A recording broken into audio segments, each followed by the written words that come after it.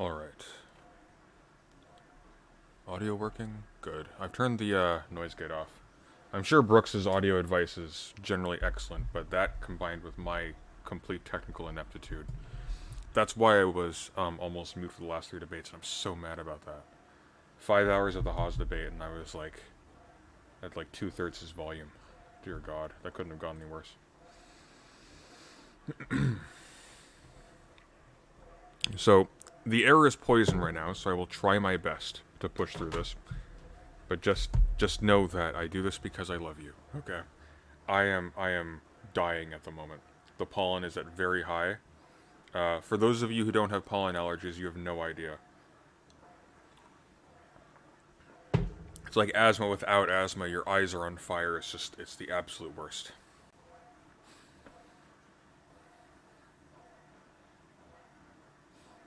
In reference to the subject of the video, on a scale of 1 to 10, with 10 being most favorable, how much do you like the content of Adam Something? I like Adam Something. I like a lot of his stuff anyways. I don't know if I'm in a position to judge it. Hopefully, when we've delved into this a little bit farther, and we're going to be doing this for a lot more than just a stream. We're going to be looking into the 15-minute cities in the UK soon. We'll have some actual criticisms for some of these people who are more established. But that's one of the reasons why I'm really interested in this, because we're coming from a somewhat unique angle in this respect. But it directly bears on what we do, so I'm looking forward to it. By the way, I know my lighting setup still needs some work, but how do we like the not fuzzy blur of my new camera? You can actually make out all of my horrific skin inflammations and things like that. It's fantastic. Maybe you can even see the titles. Can you see the book titles behind me? Hang on, let's see. Focus it. Nope. Alright, well, whatever. I do like Adam Something. We're starting off looking at someone a little bit different.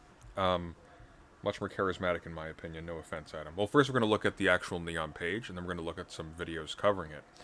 And then I want to see if we can't find some maps of the thing, and I want to comment on a few not even issues per se, but what I'm interested in is the philosophy behind the logic of the thing's layout, leaving aside the fact that it's a horrendous vanity project being put forward by a murdering tyrannical monstrosity. What is actually going into the thought process of the designers such that this looks like a good idea? Or that you can even call this thing a city. I'm not even clear that that's actually an appropriate word for it. It seems like something... It seems almost like a submarine, frankly.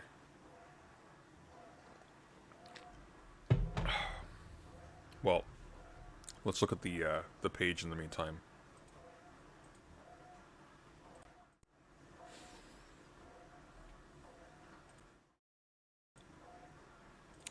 This one. We'll go zoop, zoop, zoop. Okay.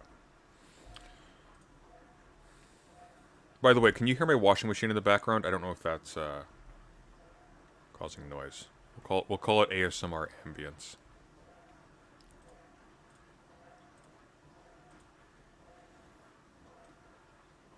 Okay, so here we are.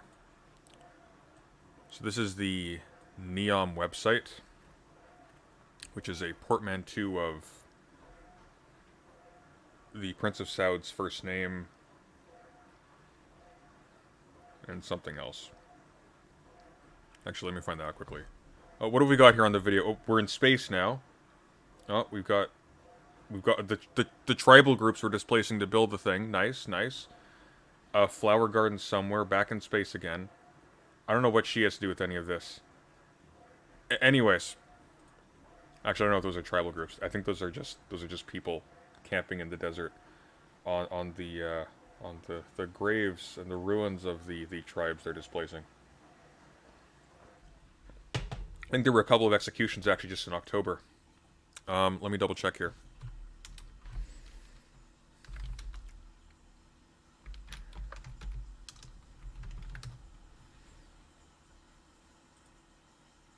Oh yeah, here we go. So Vice has an article. Saudi Arabia sentences here. Let's move myself. Saudi Arabia sentences 3 men to death for refusing to vacate the Neom development site. That's just to not move. They didn't want to move. They didn't want to leave their homes. So they rounded them up, put them in prison, and I don't know what they do in Saudi Arabia. Hang them, cut their heads off? I don't know. Saudi Arabia has quietly sentenced 3 indigenous men. Here, God, everything's always like, pick a format, people. Saudi Arabia has quietly sentenced 3 indigenous men to death after they refused to move out of their homes to make way for the new futuristic city of Neom, a pet project of the kingdom's young crown prince, according to a UK-based rights group. The 3 members of the Hawaiitat, I think I'm pronouncing that right, tribe were given death sentences by Saudi Arabia's special courts on the 2nd of October. What are the special courts? Special courts. The Saudi court system consists of 3 main parts. The largest is the Sharia courts, which hear most cases in the Saudi legal system. The Sharia courts are organized into several categories: courts of the first instance, summary and general courts, courts of cassation. That's a word I'll need to look up as well. Cassation. An informal instrumental composition of the 18th century, similar to a divertimento and originally often for an outdoor performance. That's in music. Hang on.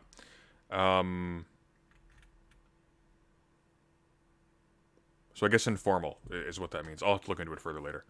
And the Supreme Judicial Court. What's the special court? Specialized Criminal Court.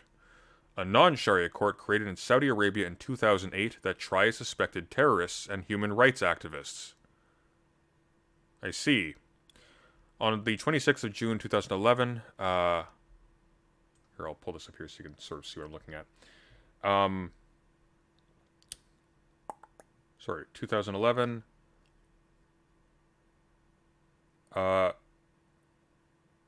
Where the hell was I here? Oh, here we go.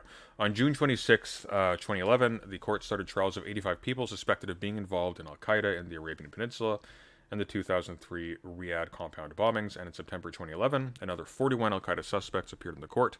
In the same year, the court held trial sessions of human rights activists, including co-founder Mohammed Saleh al-Bajadi of the Saudi Civil and Political Rights Association, and Mubarak Zubair, a lawyer for long-term prisoners, and Khaled al-Johani, who spoke to BBC Arabic television at a protest in Riyadh, thus becoming known as the bravest man in Saudi Arabia. The court convicted 16 of the human rights activists to sentences of 5 to 30 years imprisonment. Jesus Christ, on 22nd November 2011. So it seems like it was instituted under the auspices of targeting Al-Qaeda members, but has basically been used to punish critics of the government. Anyways, as we were saying, the men were arrested in 2020 for protesting against being evicted from their homeland, which will be the setting for Neom, a sprawling $500 billion mega project. This is highly conservative. It's been delayed by about 5 years. It was originally supposed to be finished by 2025, now it's 2030. They're using they want like non-existent technology to make the thing functional, and they're looking at close to $1 trillion, probably a bit more, for 2030. ALQST, ALQST, I don't know what that is, an independent group monitoring human rights in Saudi Arabia. Well, we should probably know what that is then. Let's take a look. Oh, we're on Twitter.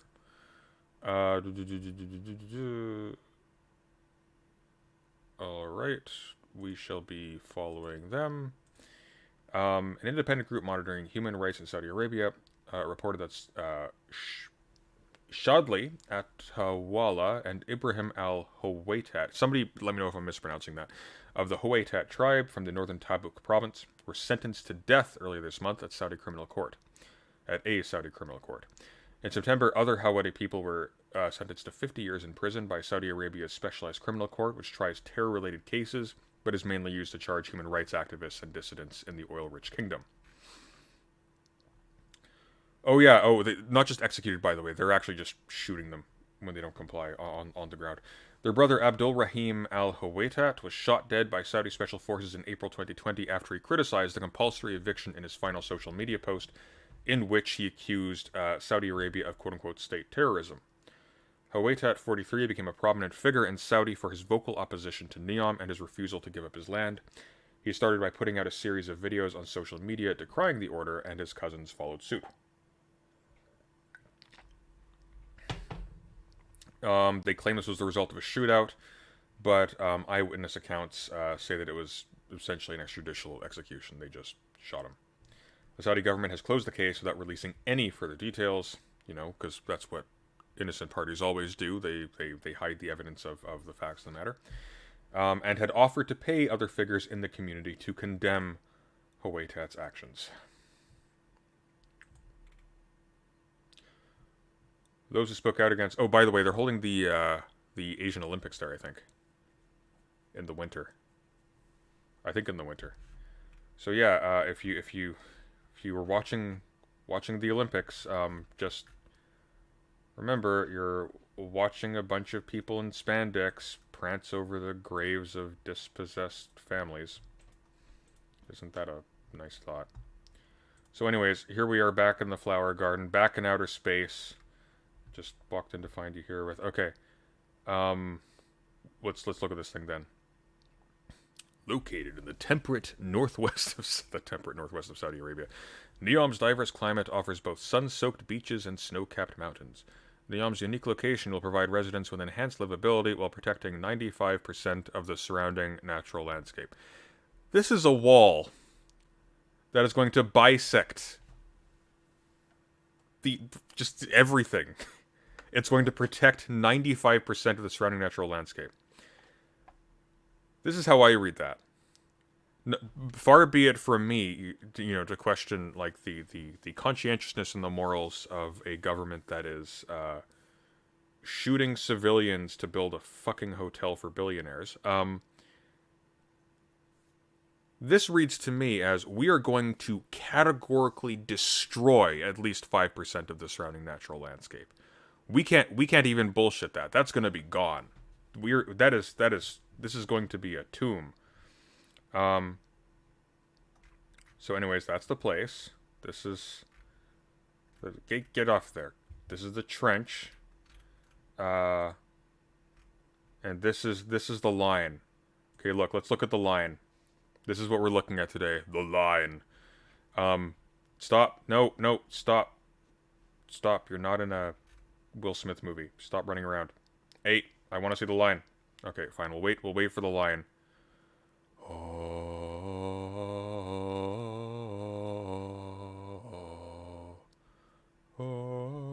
we're not going to see the line again?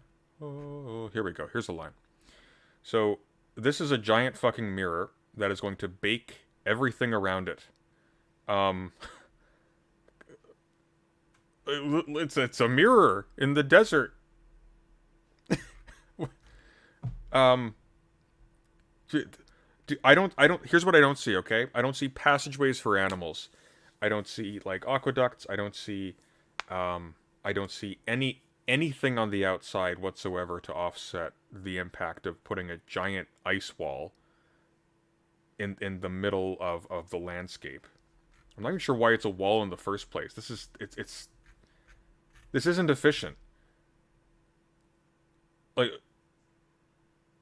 Here's a crazy idea. Why don't you build a string of resorts and a train? And then people can take the train and they can go to these. Ooh, this is the spa city. Ooh, this is and then all the way to the port. And you got the same thing. You've got the same train system, super fast, but you haven't destroyed the natural landscape. It hasn't cost you anywhere near $1 trillion.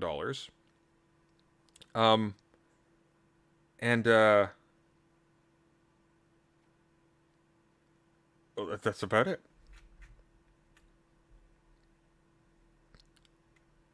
Okay, so let's see. Unparalleled access to nature. Unparalleled access to nature.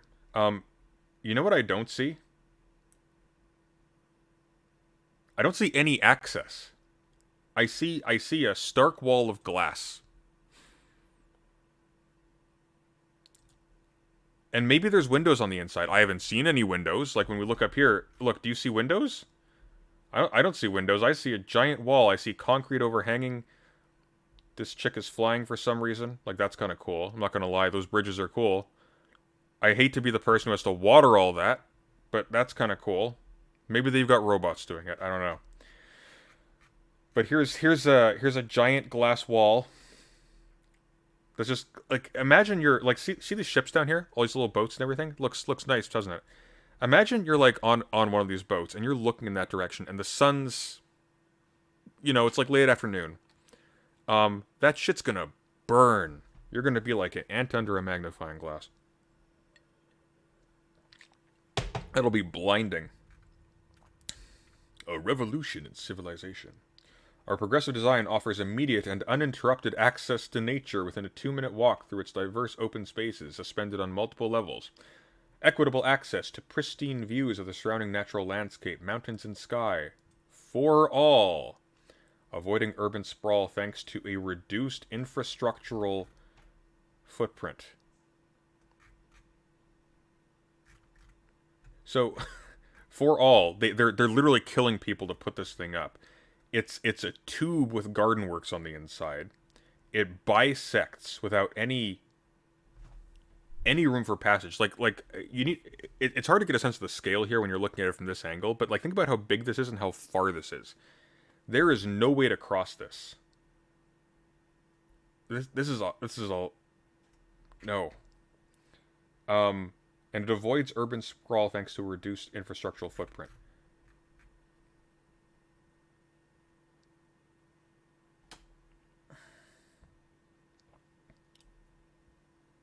It avoids urban sprawl because there's no capacity for growth. This can't expand. The reason why we have sprawl, among other things, is that, besides a whole bunch of, insane habits with respect to zoning, ideological habits, people build more, populations increase, more houses are put up, and it expands. That's where the sprawl is. But this actually can't grow. It can't grow. I need to calm my voice down a little bit. The pollen's getting to me. But, of course there's no sprawl. It can't expand anywhere. It can't go up because that's where the rail is. It's at the top. And moreover, even this high and this narrow, it's already going to be, this is not going to be the kind of thing you can easily augment. It's going to be super, super robust, super dense.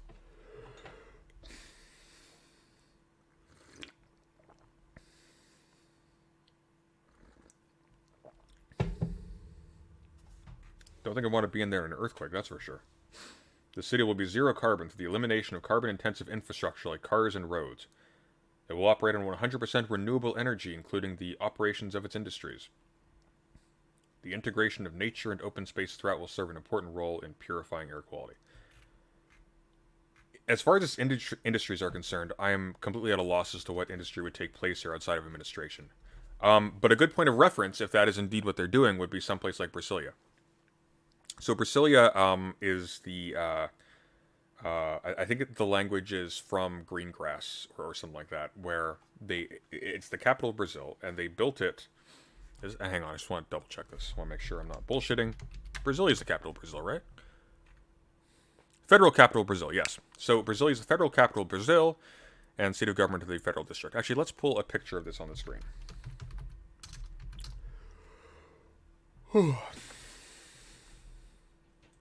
Here we go. It looks nicer now than it did when it was new. But this is Brasilia.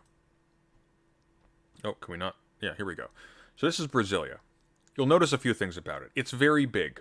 It's very wide. It's very open. It's also very empty. Less so now than it used to be. They've done better things with it since it was first put up. But this was designed... was it by Le Corbusier? I don't think... No. That was Chandigarh. This was designed by, give me 1 second. Everyone stay calm.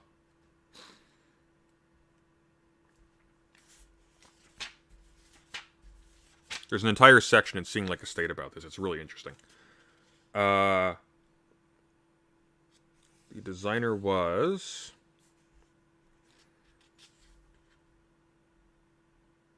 Niemeyer, not Le Corbusier. However, strong influence. But it was designed as an administrative city. So a city basically occupied entirely by government workers and administrators and their functionaries and servants and things like that. And one of the things they did was they structured it in terms of uniform. What were they called? Quadra somethings. They were these uniform complexes. Think of like a slightly less oppressive version of the blocks from Judge Dredd, which I just watched recently, and it's so good.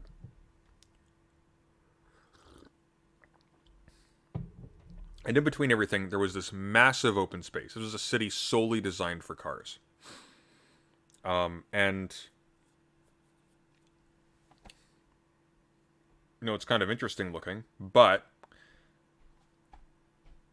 it was a sprawl because it was built specifically for vehicles, and it was built to deter, at least in terms of its design logic, it was built to deter people from forming gross crowds, because the people who designed this, and a lot of zoning logic back in the day, and a little less so now with like new urbanism and stuff, but back in the day, hated the idea of messiness of any kind, of mixing different types of buildings together, of not having designated sections for work, for socializing, for education, for play, for nature, whatever. And the result was what locals called Braziliitis, or that's roughly how it translates. You had a whole bunch of people who lived here who lacked any kind of actual identity or even the capacity to recognize any sense of place in their environments. People lived here like they were in like capsules in a space station. This big center area was always dead. There were no crowds. There was no community. And it was kind of horrific. Now, this was offset a little bit because while they were building this, they had to bring in, because it's huge, they had to bring in a bunch of laborers, like a lot of them, a massive amount of them. And they had to live somewhere while they were working, and they built like a temporary free city for the workers who were building Brasilia. But what happened, though, is they started to expand beyond the free city, and they started actually demanding things themselves. And given that Brazil is a democracy, and the head of state who had ordered the project wanted to tap into that, they actually managed to make some concessions. And so over time, the planned city, which is a sterile tomb, was somewhat overtaken by the more like organic community types from beneath.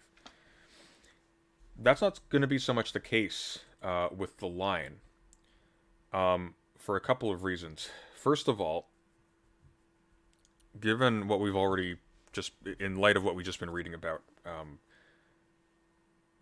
the practices of the Saudi government with respect to getting this thing set up, the people who work on this and the servants in the lower levels who occupy this thing are not going to have that kind of say. They're not going to represent a citizen body that the Prince of Saud is going to want to leverage for his political advantage. They represent the opposite.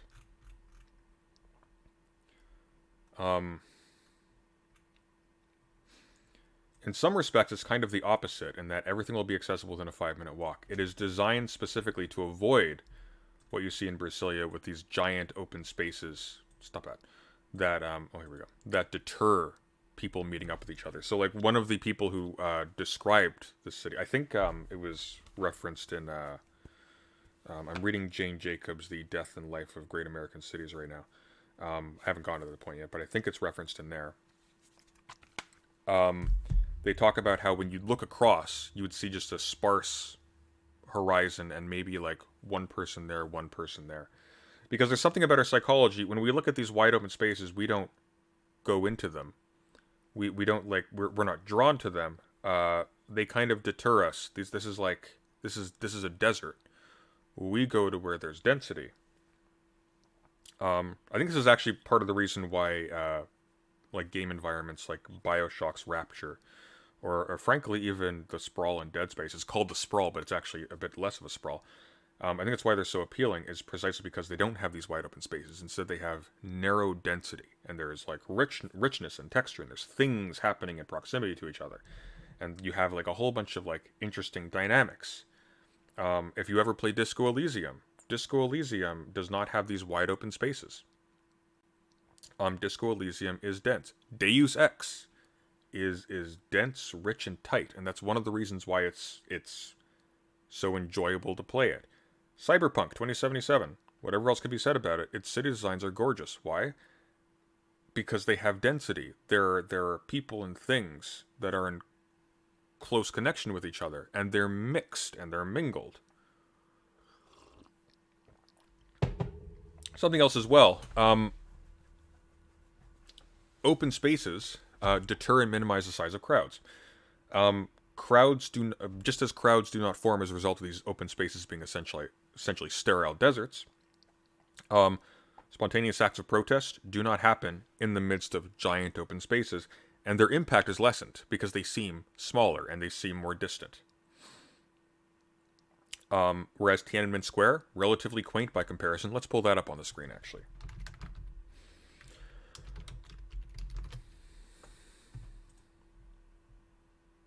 Oh,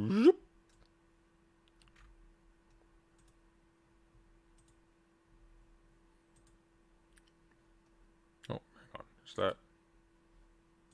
That's it, right? Yeah, that's it.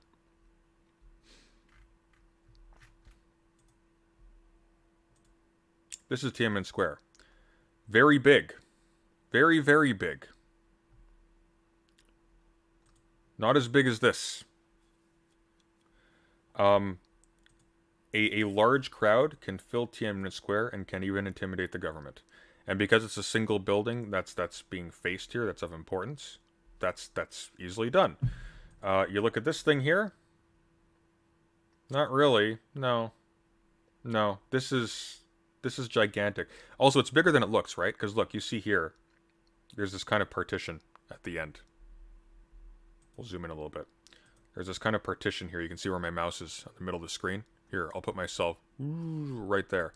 It extends beyond that as well. It's just endless open space. And it is massive. On the flip side, I realize I'm rambling and meandering a bit, but that's okay. On the flip side, the line is hyper narrow, but what the hell is this? Like, what is this? What is this thing? What am I looking at here? This looks like something out of... What is this? Okay, play the video to discover the line. Let's see. For too long, humanity has existed within dysfunctional and polluted cities that ignore nature. Now, a revolution in civilization is taking place. Imagine a traditional city and consolidating its footprint, designing to protect and enhance nature. The line will be home to 9 million residents and will be built with a footprint of just 34 square kilometers. And we are designing it to provide a healthier, more sustainable... Okay, here's the part they're lying about, though. This is, like, right off the bat, this really bugs me. First of all...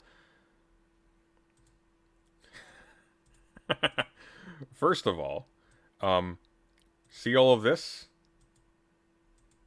Look at all that. That's not there.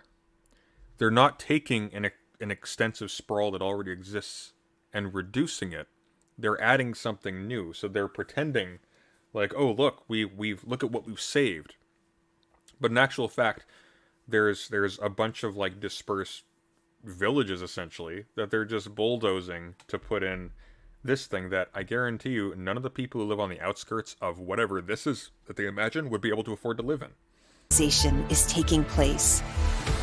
Imagine a traditional city and consolidating its footprint, designing to protect and... Okay, so what did they do here? So they stacked it. I don't know how much... So they're stacking pictures of skyscrapers, so we can't take that seriously. Enhance nature. The line will be home to 9 million residents and will be built with a footprint of just 34 square kilometers. And we are designing it to provide a healthier, more sustainable quality of life.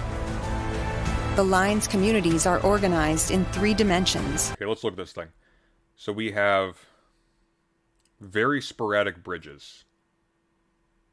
Very sporadic bridges. Bridge here, bridge there. I'm not seeing, like, I'm seeing a lot of space between bridges here. Seeing balconies, a whole lot of private dwellings. There's not a lot of space for mingling. Residents have access to all their daily needs. What is this? Hang on, hang on. Let's go back. These cubes are business cubes. This green cube is the education cube. This is the health cube. All their daily needs within. This is the recreation cube. This is the leisure cube. These are this must be random. They can't be... Yeah, this has to be just completely random.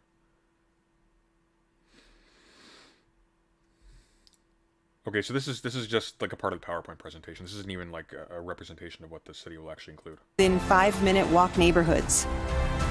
And the line's infrastructure makes it possible to travel end to end in 20 minutes. Here's a question. Why would you need to travel end to end in 20 minutes? Why would that be like a selling point? See, for me, if you're going to leave a city that's that long, right? You're going to fly or you're going to sail. You're not going to go from one end to the other. You're going from one to the other to reach an airport or a port. So a selling point of this city is how easily you can escape it, which is telling. With no need for cars, resulting in 0 carbon emissions. By leveraging AI technology, services are autonomous, saving... What is that? What is that? Is that a drone? Is that a car? What is that thing? It's like... Services are autonomous. There's just like a blob that's just flying through this thing. Leveraging AI technology, services are autonomous, saving you time and effort. Designed by There's just things flying around. What is this? leading architects. The line is 500 meters tall, 200 meters wide, 170 kilometers long. Yeah, I hope you're not in a wheelchair if you live here. And housed within an elegant mirror glass facade. Why does this matter? Housed within an elegant... Who's looking at this? This is a desert. The Hawaiitats? You're shooting them. They're not going to look at this thing. No one's going to appreciate this. The mirror glass facade is the stupidest part of this whole thing. Like, if this wasn't here, if there was like... Why a wall? Why... What does this do for you? Like, you could just... Like why? Ugh. Intelligent solutions create efficiency and year-round temperate microclimate. Year-round temperate micro... Well, of course there's a year-round temperate microclimate. There's no sunlight. You're in a tube.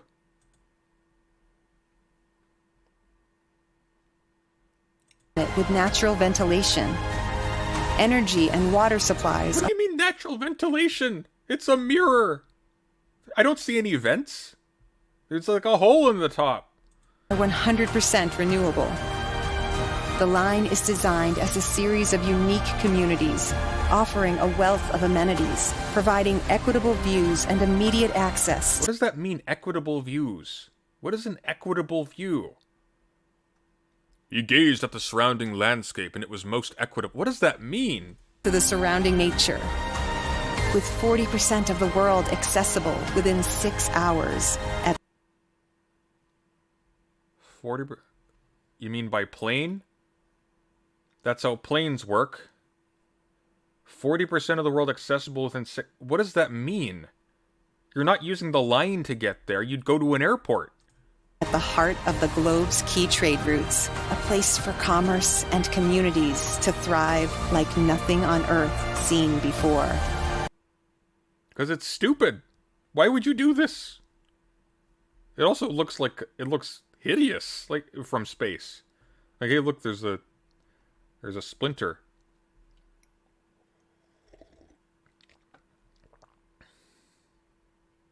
Also, why is this lit up so brightly? This shit is not going to be that bright. It's a wall with mirrors on the outside. Are you going to like, how much energy are you going to burn just lighting up the exterior to see this? You're going to have like lights viewable from just right on the very top, very tippy top, but that thing's not wide enough to justify that. The Line, the city that delivers new wonders for the world.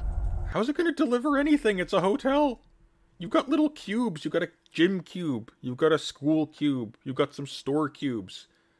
Where's industry going to go here? You can't expand the thing. It's a line.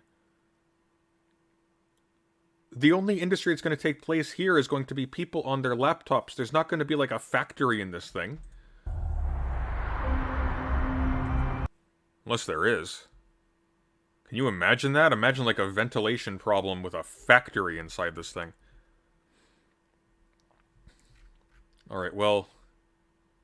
Okay. We've watched the video and we've discovered the line. Damn.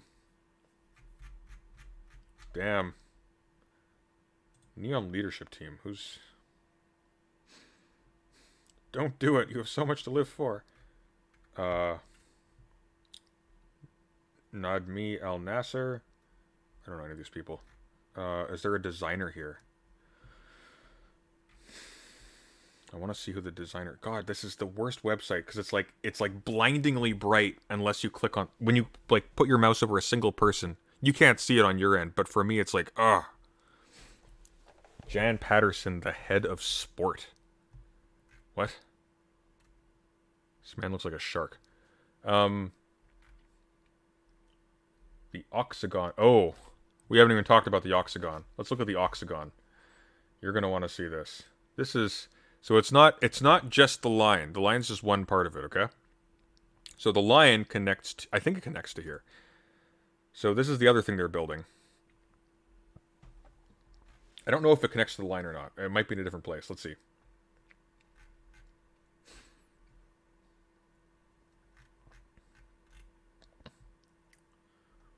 Oxagon will be the catalyst for economic growth and diversity in Neom and the Kingdom, further meeting our ambitions under Vision 2030. Oxagon will contribute to redefining the world's approach to industrial development in the future, protecting the environment while creating jobs and growth for Neom.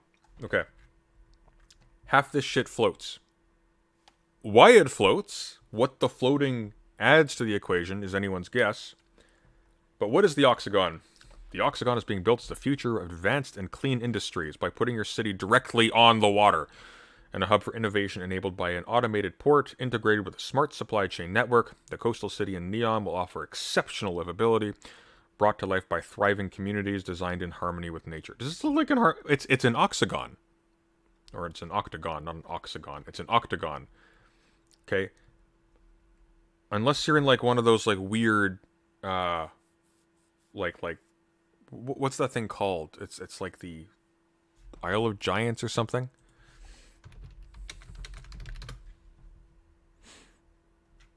Oh, that's in Warcraft. I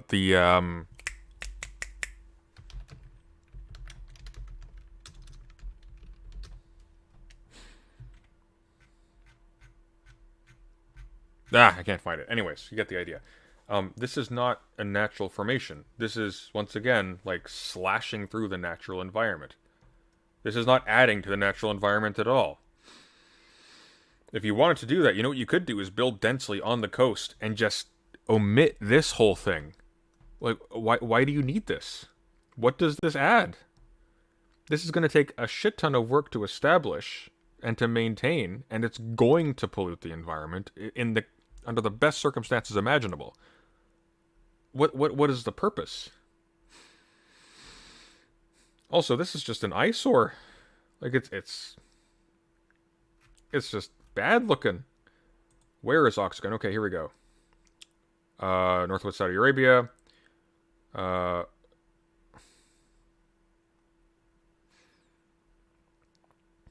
Yeah, so it's a port. It's a port city. Why does it need a giant half octagon in front of it? What is that adding? I see. So here we go. So there's a little map here. I don't know if you can really see it. Let me just blow this up a tiny bit for you. So here's where it actually is. One of these days I'll learn geography. So this is the line here. This is the line right here. And then the octagon is down the coast, and there's a blue line here. What is that referring to? What is that?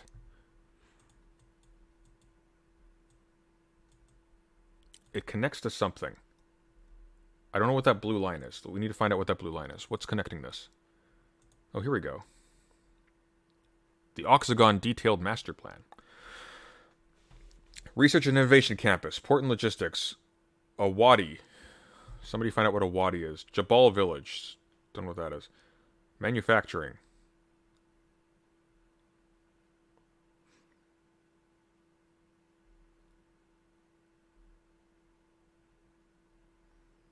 Offshore Community. Oceanographic Research Center. Okay, that's kind of cool. Blue Economy Industries. Cruise Terminal. Why is the cruise terminal on the water side?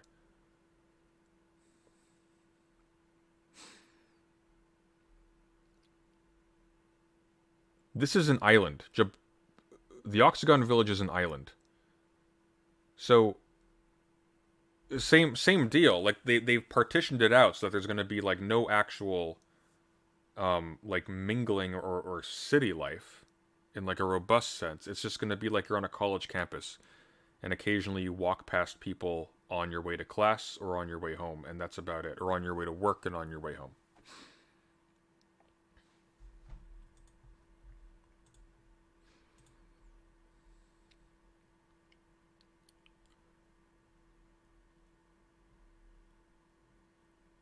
And this is them showing how it's functionally an Amazon warehouse. Okay, great.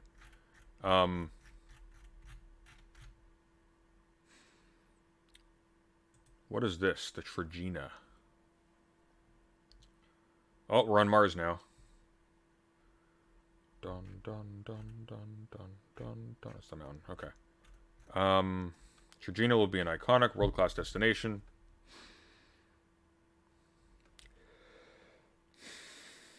Oh my god. The destination will house... Here. Let me move myself back up to here again. Trigina will be an iconic world-class destination, blending natural and developed landscapes and offering unique human-centric experiences for residents and visitors alike. The destination will house 6 distinctive development districts centered around tailored experiences that blend real with virtual architecture and engineering innovations, all to create a destination like no other on Earth.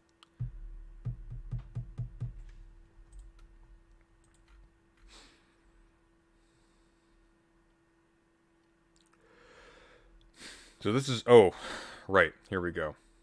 Winter season. I'm going to show you this.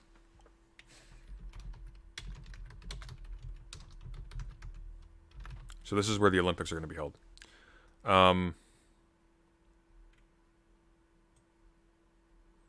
2029.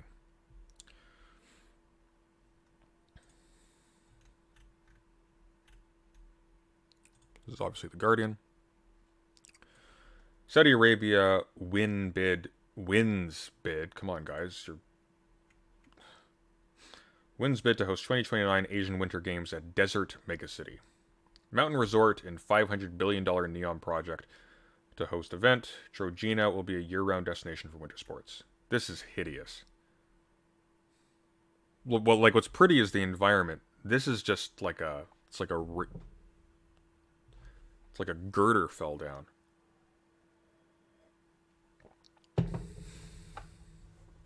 Saudi Arabia said on Tuesday it had won a bid to host the 2029 Asian Winter Games at a planned mountain resort in the Gulf Arab state's $500 billion flagship neon project.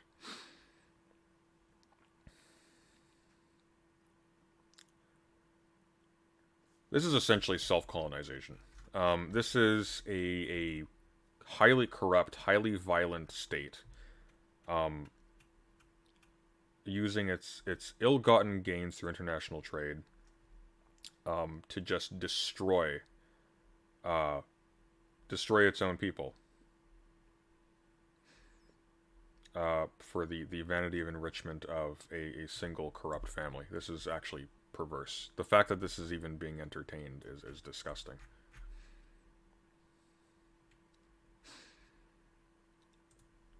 Rate of executions in Saudi Arabia almost doubles under Mohammed bin Salman.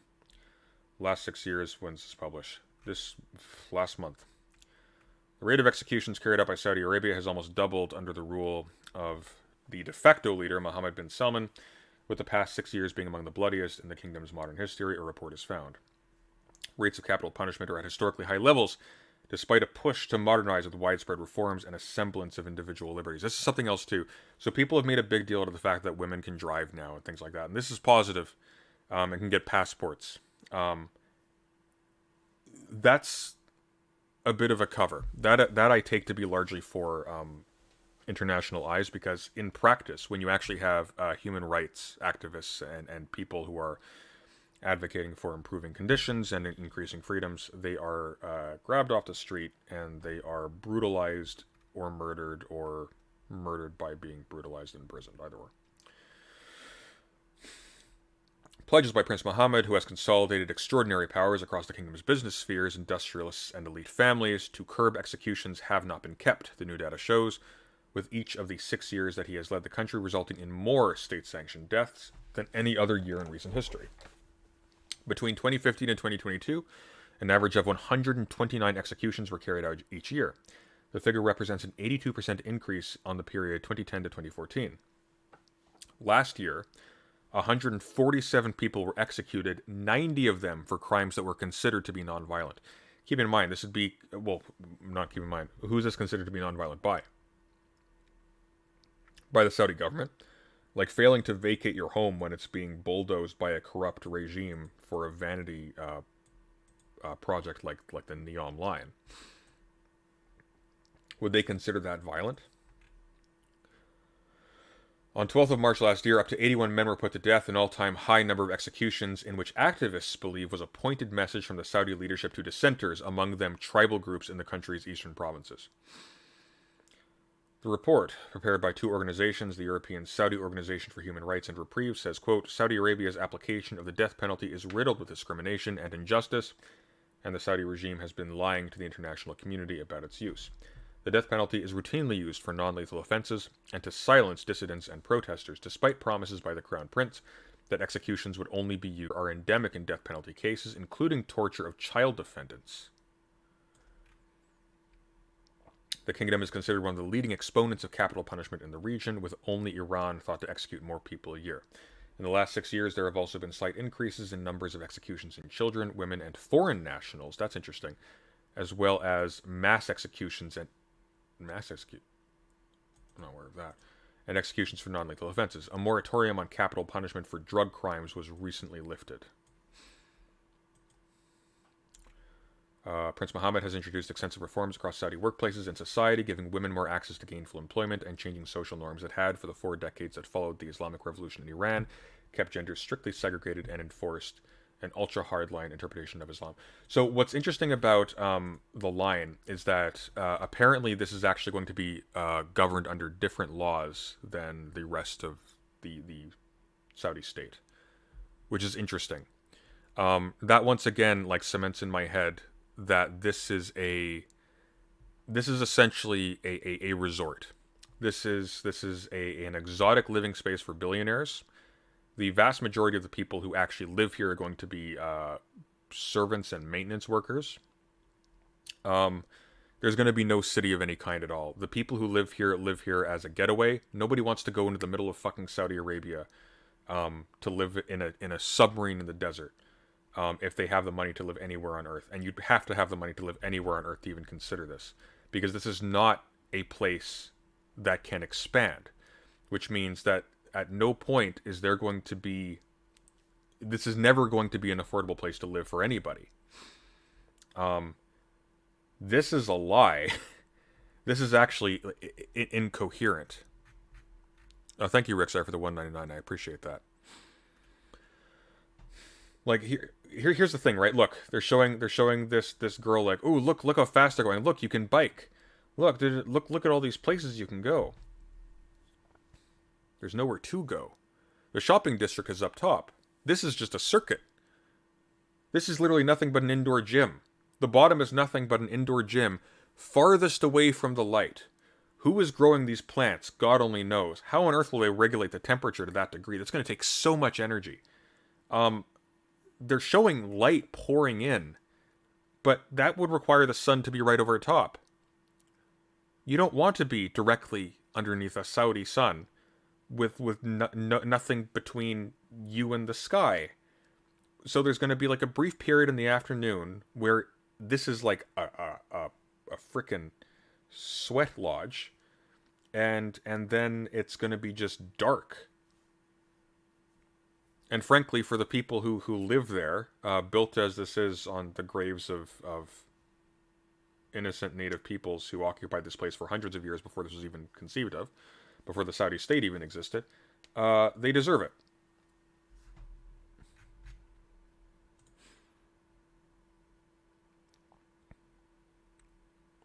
Women no wearing hijab.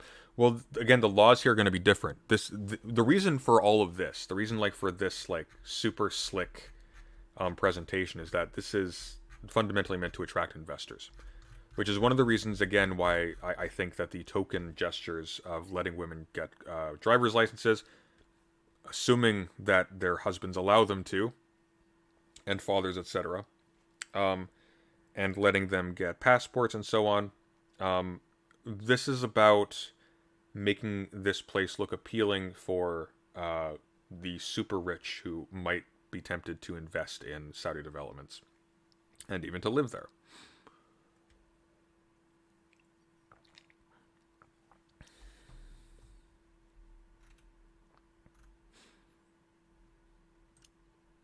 This is done to diversify their investment portfolio for the PIF. Yeah.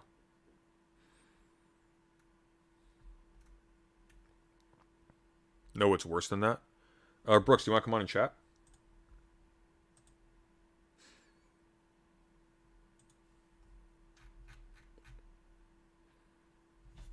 Actually, not for investors directly, for investors in tech biz that need investment. Okay. Do you want to come on and chat? I'd actually be interested to hear your thoughts on this. You have a better understanding of this than I do.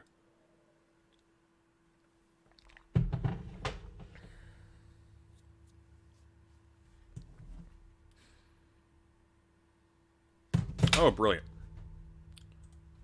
Hello, hello. Oh, I can't hear you. Just heads.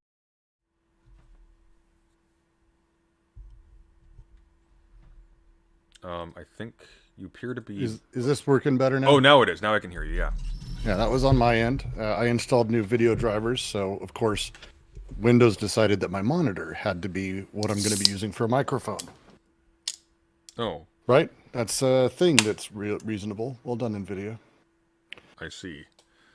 So sorry about that. But yeah, no, so the Neom is fascinating, but it's fascinating in the way of these things that keep lining up. So just to give a little bit of background here. Sure. I lived in Dubai for 3.5 months, at the foot of the Burj, working on a project for Amar and prepping to work on the Dubai Creek Tower. So I know a thing about insane mega projects that absolutely go nowhere and why they're done, and how they get it, because it's a really interesting sort of how global capital's moving and how these sort of, I don't know, oil-based states are trying to find ways to not, fall apart in 30 to 40 years, because they will. Well, that's one of the main things I'm looking at here is just the dumb part of this, just a glass mirror exterior. That's gonna look horrific after a year, unless that's they don't care. It looks good in renders, I guess. So let's talk about two things that's really interesting. The first is let's talk about the PIF, the investment fund of Saudi Arabia, which is the crown prince's basically piggy bank that he gets to invest in companies. Companies are really happy to take his money for a minor stake or a decent stake or whatever it is, but then do nothing in his country because, let's be fair, who wants to do business in Saudi Arabia? So now, if the PIF is going to invest in you, guess what you have to do? What do you have You to have do? to build a NEOM. It's required. Really? Yeah, part of their setup now. So you got to build there if they're going to invest because they're putting all that money in. In fact, they have moved a huge chunk of the PIF money into a thing earmarked just for this. So then it comes down to how much money do you want? And let's say you're SoftBank, who's joined NEOM because you're part of this, because all of this massive corrupt capital shit is a fucking nightmare. All of these things start pointing in sort of the same direction, which is what Dubai was doing before Saudi Arabia sort of stored their plan. If they're going to put money into you, you get to come help them build a thing. And they used to do this a lot. Until recently, Dubai and the UAE in general, and it's kind of Abu Dhabi and Dubai are the two main cities that sort of rival each other and always try to outdo the other one. But Amar, who's the major development firm in Dubai, they build the Burj. They then immediately set their sights on Dubai Creek, which was then supposed to be the next tallest building in the world. It was going to be taller than the Burj. If you've never seen renders, it's insane. And I don't want to say they never really intended to finish it, but Jesus Christ, how little did they do? But they pre-sold a bunch of shit, pre-sold a bunch of land, got a bunch of investment to do it. And the people who were part of that, the businesses who joined up, kind of had to. You had to come there. You had to help them with that. And so you start to see how they're planning on doing this is basically through, A16Z, SoftBank, all of these major funds that are part of this global massive money, because Saudi Arabia is horrifyingly wealthy. One person has just an insane amount of horrifying wealth. They're using that to sort of continue to drive further capital into the VC world. But you got to come and help us. You're going to do a thing. And the rest of the world is happy to do that. So this city is kind of this, hey, look, we're going to make you build here, but it's going to be wonderful. We promise it's not a nightmare slave state that sucks to live in and that you and your family are going to hate being here. We're going to make something wonderful. Not yet. But soon, here, take my money. I promise it's not a deal with the devil. Well, this is the thing that like struck me the most. Is a major selling point is how fast. Like, despite the fact that this is a walking city, everything is 5 minutes away, but you can get out in 20 minutes, and you're just 6 hours away from everywhere else that you could possibly want to go. So a major selling point of this giant fucking submarine in the desert they've built is that you can get out really quickly. Well, it's you're part of there. This is aimed, and it seems very expensive to aim at probably, 500 or 600 people in the world, but that's who it's for. It's for the people who run these investment funds or large scale companies that you've never heard of that are, textile manufacturers or technology types, Larry Ellisons of the world, basically, for him to go, and then call someone and say, let's do this. I want to be a part of this. And then the rest of the machine moves. Who's responsible for designing this project? Do you know? They have a few architectural firms that they partnered with, and as far as I know, no one's directly taking credit from it, especially since everyone's been laughing about it, about pretty much everything, because it's one of those. It's like an architectural project that someone does that ends up on YouTube as hey, here's my college project. This could be a fun thing. It's like that. It's like those glass roads things that was big for a little while. Yeah, it's a wild thing. And when you start looking at it, you start seeing the wording they're using. For example, with NEOM, they have this very specific phrasing. I think it's with Oxagon, where it's the last one they say about Oxagon is oh no, we have a really great space for investor living. It's all investor relations. Yeah, there it is. State-of-the-art investor care center is it's aimed at people. That's what they're doing. They're just pull this up on screen. State-of-the-art investor care. It's not the point. Right. I think everyone, I would be shocked, honestly, if MBS was actually serious about doing it. I don't think he's really serious. For the people building it, it's not the point.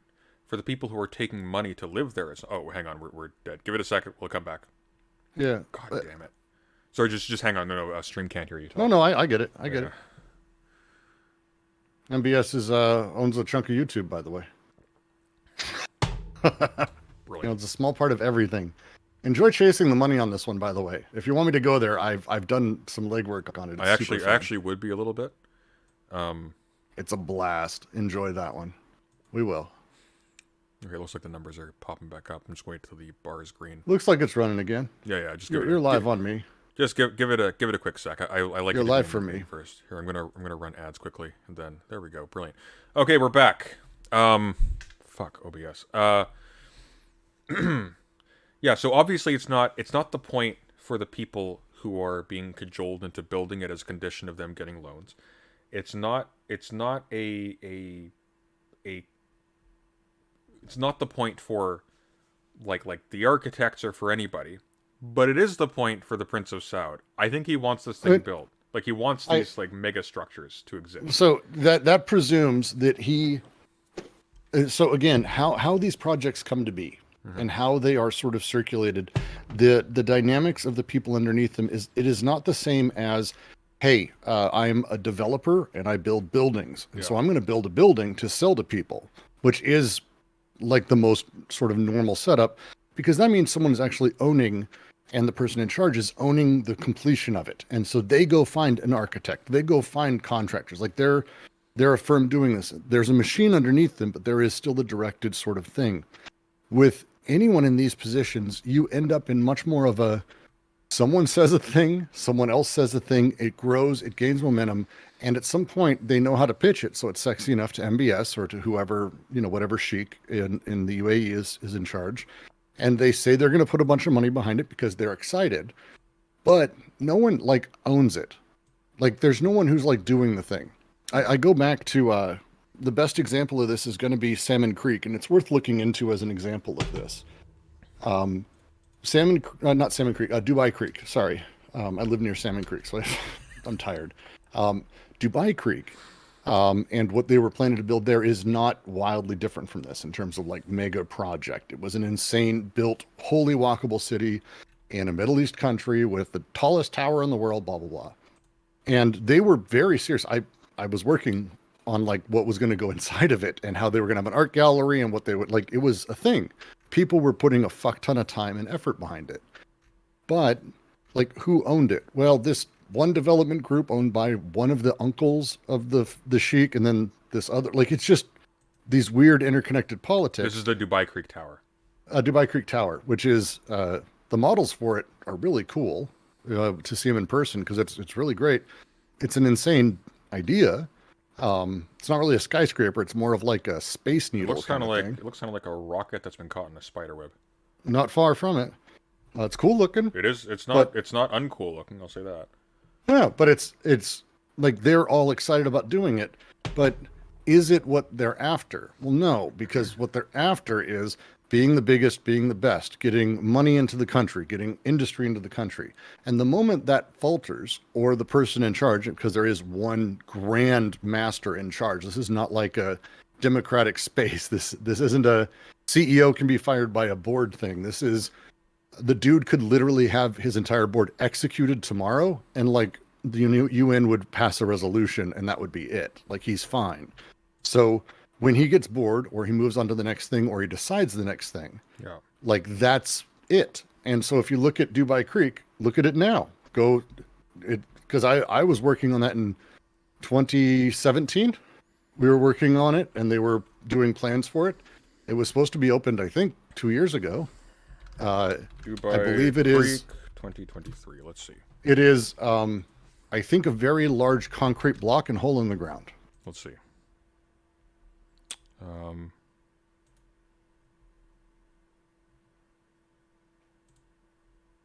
See, that's from 2018.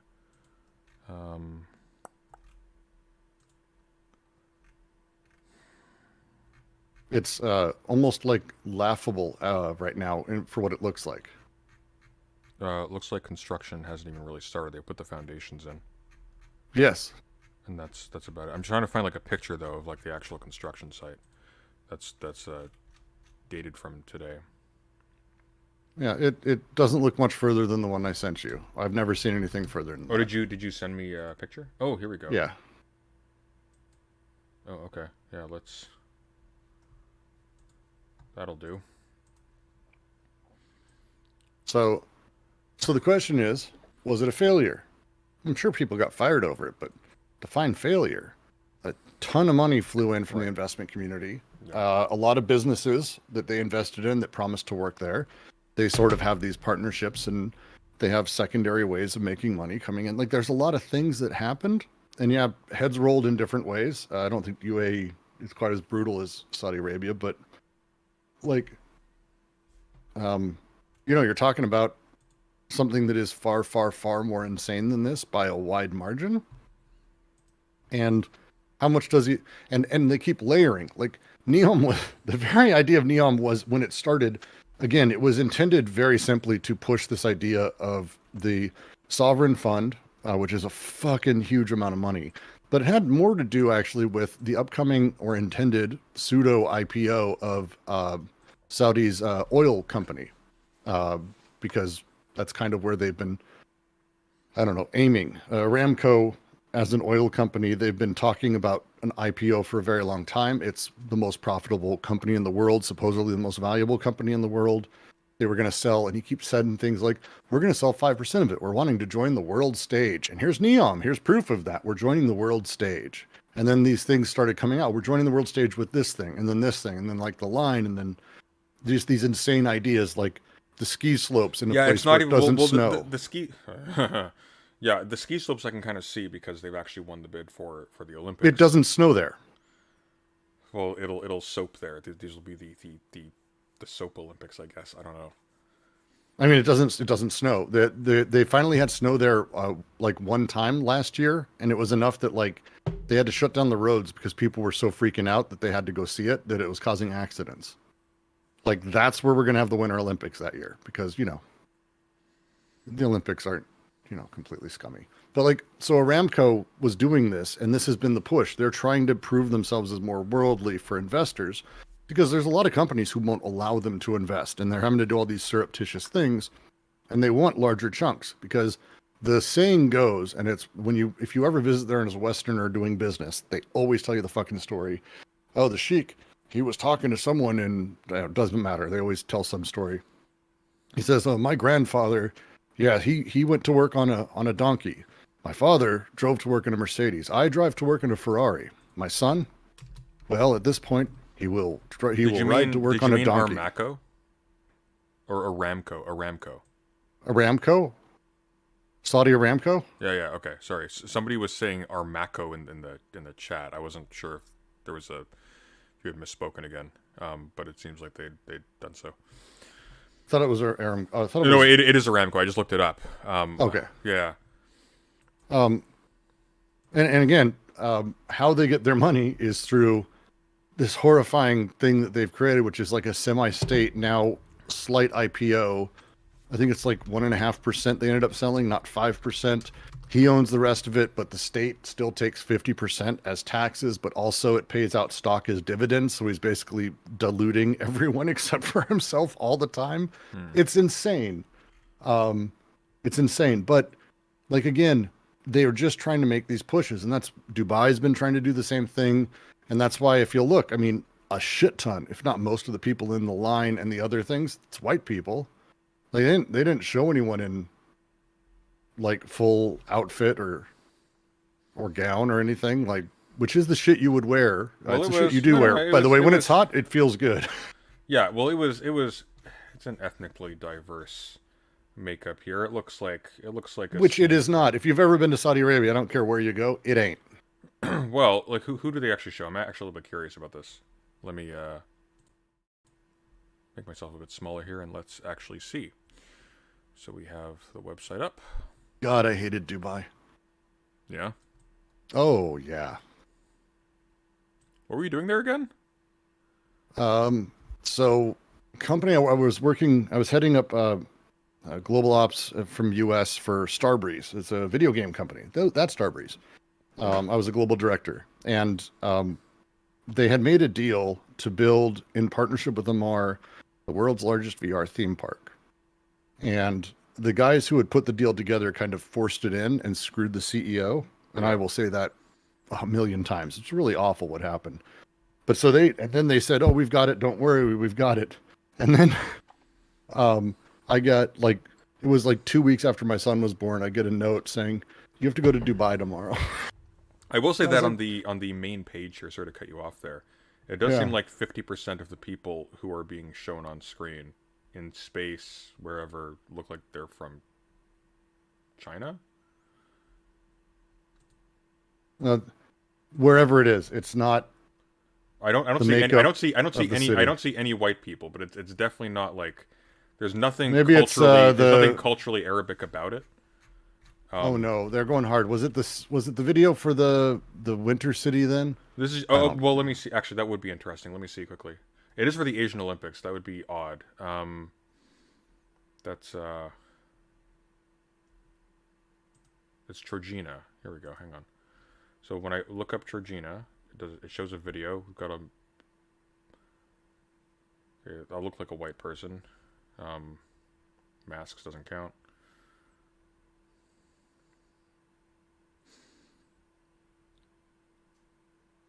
I mean, it's interesting. They're showing these massive, like they're showing a fucking avalanche. Um, what does this actually look like? I haven't actually seen mountains. They don't have snow. That's what I understood. They don't. The times they get snow, it's like under an inch, and it goes away as Well, soon the as the images sunrise comes. the images they're showing look like Alaska. No, okay. Alaska gets real snow. Okay, here we go. Mountains in Saudi Arabia's Tabuk, popular destination for those looking for snow fun. Looks like there's some snow. There's some snow. There's not. There's No. sparse snow. There is snow. This is from when was this published? This is from Arab News, March. Mountains in Saudi Arabia's Tabuk, popular destination for those looking for snow fun. I mean, I can see through to the ground in a lot of these shots.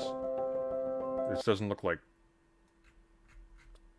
ski worthy, but I mean, there's snow there. You got to send me a link, because there isn't. I mean, I've been through these areas. It is not. Oh no, that. I believe you, but it does seem like it is a thing. Like there is snow there. Tabuk. Oh, this is that one. God damn it. This is yeah. This is whatever. But That's like it looks like this though is the thing. So hang on.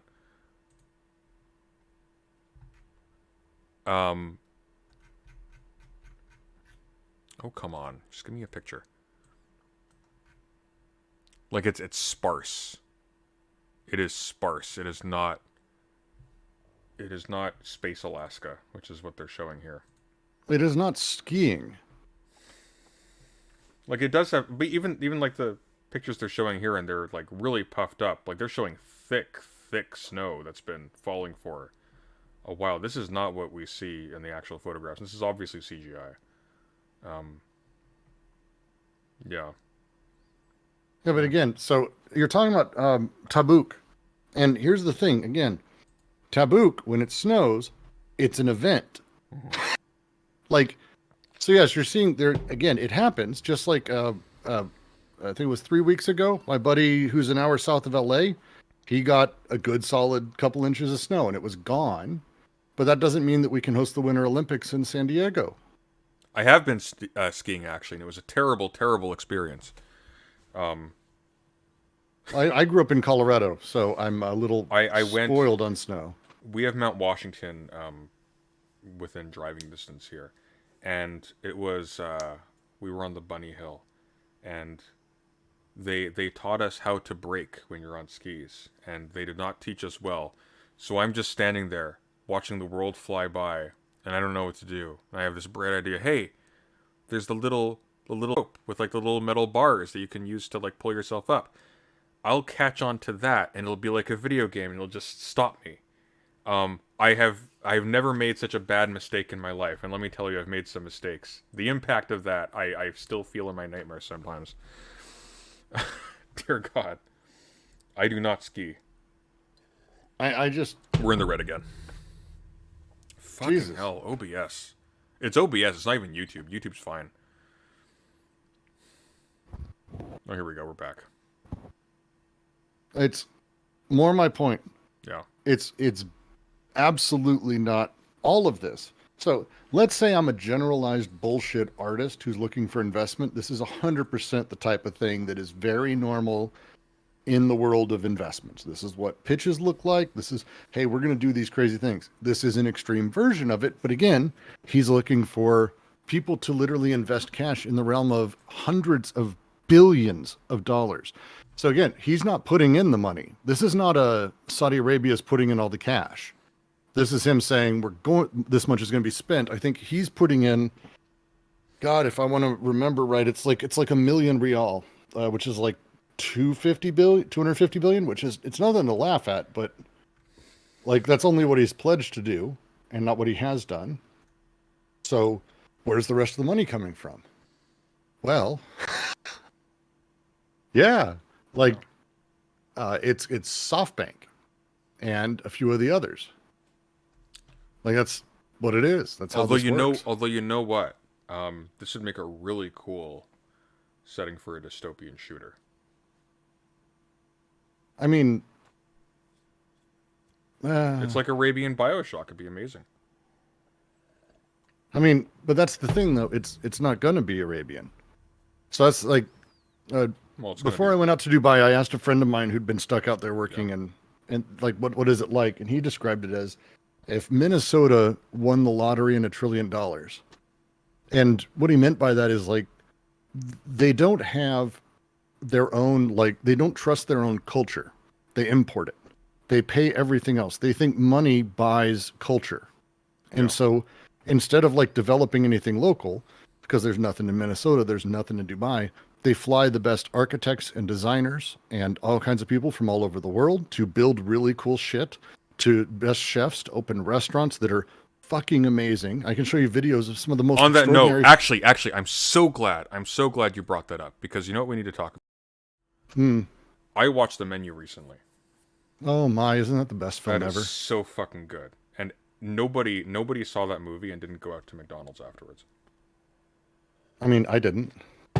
I made my own burger. Yeah, but you have okay. Well, yeah, but that's because you're that's because And it looked bougie exactly class like trader. that, and it was... What are you talking about? I made exactly the right cheeseburger. It was perfect. It was beautiful. I think no, I didn't go to McDonald's. Where did I go? I went to Wendy's. Was pretty close. Their double stack is cheap and it's similar. It's got a similar look to it. They're similarly kind of smashed. But that was so good. That movie. It's only was just- smashed. You only smash once. Yeah. It's not... Wendy's is actually a placed patty mean, that's that's- pre-smashed. I mean, it's not the same maybe- thing.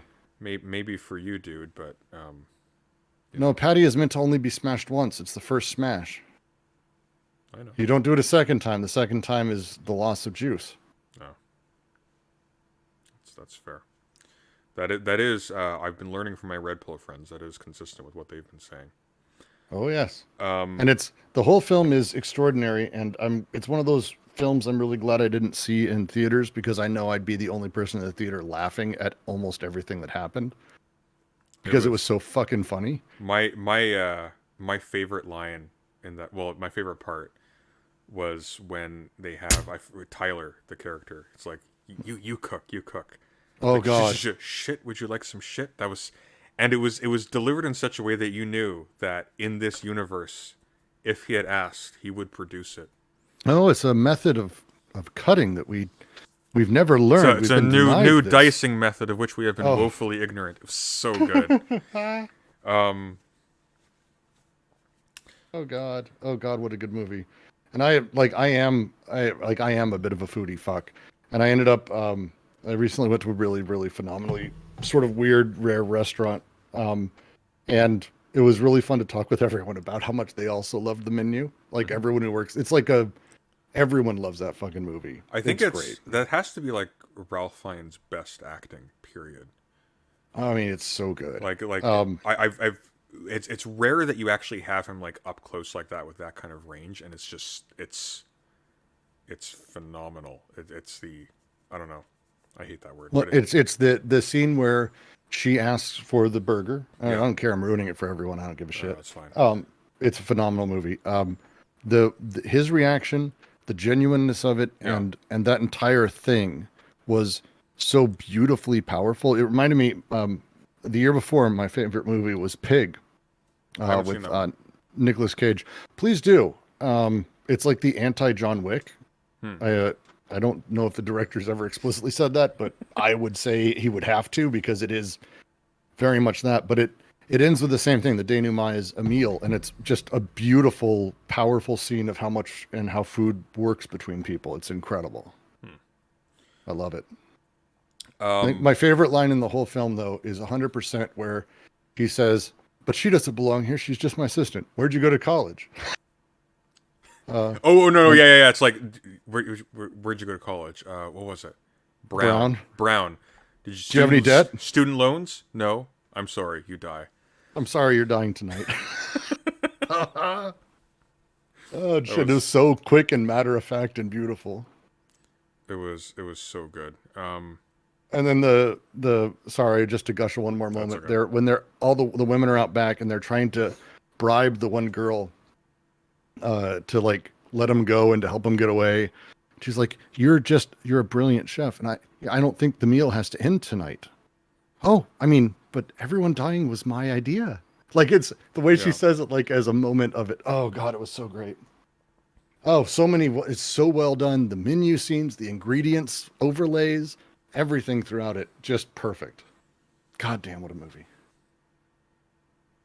Uh, but this Weirdly, thing, like you know what got me thinking about honestly, hmm, and it's the weirdest connection, but Near Automata, because okay, one of the things that Near Automata does is it offers you the chance to get the better ending and to share that better ending with other people who are playing, but at the cost of deleting your save file.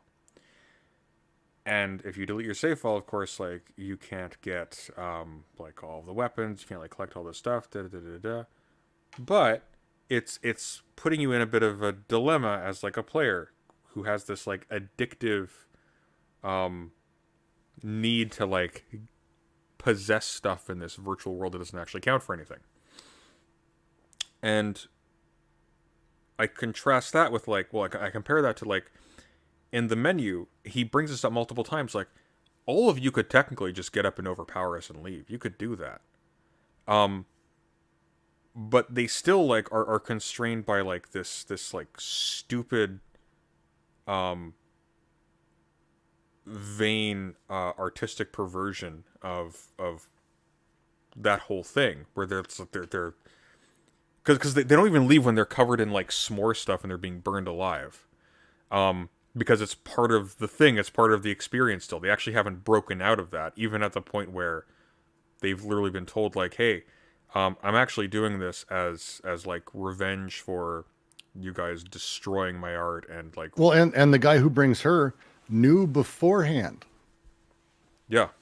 Yeah, well Like he knew. exactly, yeah. Like they knew and they went for it anyways. And it's like it's this weird perverse attitude to um like various types of art where you actually become incapable of doing anything meaningful because you have this weird fetish for the performance itself to the point where they'll actually just sit there and get burned alive just for the experience. Mhm. Um oh yeah, sorry, you don't get a better ending for the deleting your save file in your automata. You just give somebody else the opportunity to have the better ending. Mhm. Um but like that's kind of what I was thinking of though. It's like it really like puts in front of you like, hey, what actually do you value here? Um, if you're attached to the characters and you love the world and things like that, you're gonna want the better ending. You're gonna want other people to experience that as well, and you're gonna want to move on from the game too. You're not gonna want to like make a mockery of the thing by like, oh, I've just like experienced this actually fairly meaty tragedy that Yoko Taro has written for the sake of like a collectathon, which is kind of perverse. It's like if you read Shakespeare and then you stick around for the Choose Your Own Adventure additional 500 pages to collect all of the I don't know what's her the nanny's laundry points or something. Um, it's like, what are they even doing? I don't know where I'm going with that, but you get it. Well, I mean, we can quickly relate a lot of this back because Yeah. it's one of those things when we talk about the line and what it is and the show that is being put on about the whole thing and how it's set up. Yeah. You have to remember it's been under construction supposedly for what, a year and a half, I think 2 closer years, to 3 years. It was supposed to be like and done by now, more or well, less. no, Neon, so 2025. They thought the line was going to be more or less complete by 2025. yeah, they're nuts. But again, delays are not a big deal to them because they just say, "Oh, we're gonna have to delay X, Y, and Z. It's gonna cost more money." Someone loses their job, and the next person takes over until the project ultimately falls apart. Kind of is how these things inevitably go. And boy, do they go that way. But if you look at like they released a little bit ago drone footage of the line, that was absolutely like. Yeah, here I'm sending it to you over. Yeah, please Discord. do. And it's you can see all of this stuff happening, and it's clear that this is like the most propaganda version of shit that like they've done, and it was put out around the same time another dude like literally like started driving around, and he's been doing this and. Other people started, and so you can actually see like video recently of people driving along and showing that like actually not very much is actually fucking happening. And Let's look at this thing. Got epic music. oh yeah, Let's mute that. but it's digging. They're digging a line. So we've got, that's not a lot of trucks. We've got 5 trucks. That's Got a hole. again. They're building that's not a wide trench either. It was supposed to be wider than that, wasn't it? Dude, I honestly don't know. I assume it has to be much fucking wider than that. But again, the whole thing's insane. So it's entirely possible my sense of scale's off, and they expect this to be a race of giant superheroes or miniature tiny people. But there's so little actually there. It's actually kind of surprising. Like the amount of, for the timeline that they're working towards, you're gonna want more than like 10 excavators. But they've got 10 excavators. Well, I mean, yeah, it's clear this was Like staged. to put this into perspective, like we use an excavator of that size sometimes in landscaping, to like move boulders and things, and one of those will take like easily like 3 hours, just to move a single garden's worth of rocks. We're talking about like how many hundreds of kilometers long is it supposed to be? Like 400 kilometers long? It's a while. It's a while. It's a while. Why a line though? That's what confuses me. Why not like a square? And just have really fast rail just bisecting it? I mean, Then around the I have rim. so many questions around all of it. Like, so okay, let's say you still have 100% green energy and no output for whatever. Let's say magic, right? Yeah. Like, shit still is heat, takes heat, required. It's heat. You put out heat. Like, heat pollution is a thing, especially with high tech. Look, if they cared about heat pollution, they wouldn't make the exterior of their wall a No, but fucking this is mirror. this is my point. Is Yeah. you're talking about an exceptionally large amount of heat pollution in something like this, like because they're talking about air conditioning in outside space, like how it doesn't even make sense to me how much heat the thing will be putting out itself, let alone really what is basically Death Valley in the Middle East surrounding it. It's absurd. But again, it doesn't matter. So again, back to the point. Hey, here's this cool thing. You should invest money. We're going to make this area where investors aren't going to be scared. Dubai's airport. I mean, anywhere in the UAE, most of the airports, you'll see the most expensive cars in the world covered in sand and dust. And it's not a joke. It's actually wild to see, because when a business fails there, they don't do anything about it. A person will just drive to the airport, get on a plane, and leave.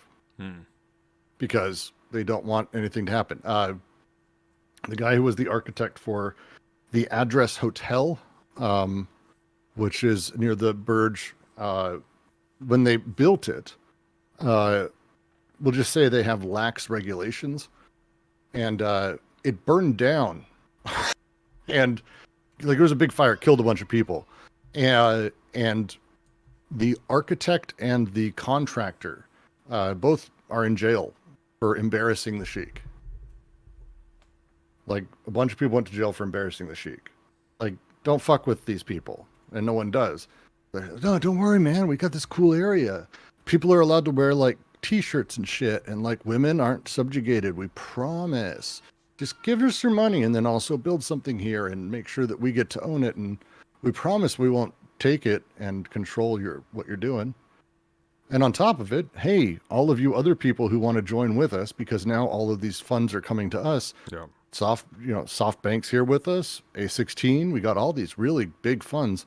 Don't you want to join us too, or do you want to be left out of the cool kids club? Like Palantir and all that shit are part of this. Like, this is just that psychotic investment group par excellence. Oh, I wonder what Peter Thiel said about this. I mean, I don't think very much. He doesn't talk about most of his things like that. I am curious. I mean, I'm sure he's part of this. I read his name somewhere in one of the things. But they've had people like say, I'm not a part of this, take my name off the website.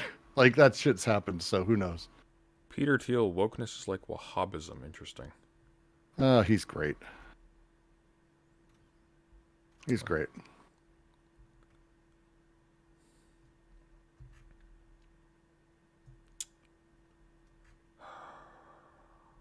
Yeah, it looks like nothing. Just all garbage. Because it doesn't matter. Okay, well, speaking of garbage, what has Curtis Yarvin said about it? Curtis Yarvin, the Line. You must have. Probably likes it. Oh, I'm sure he loves it.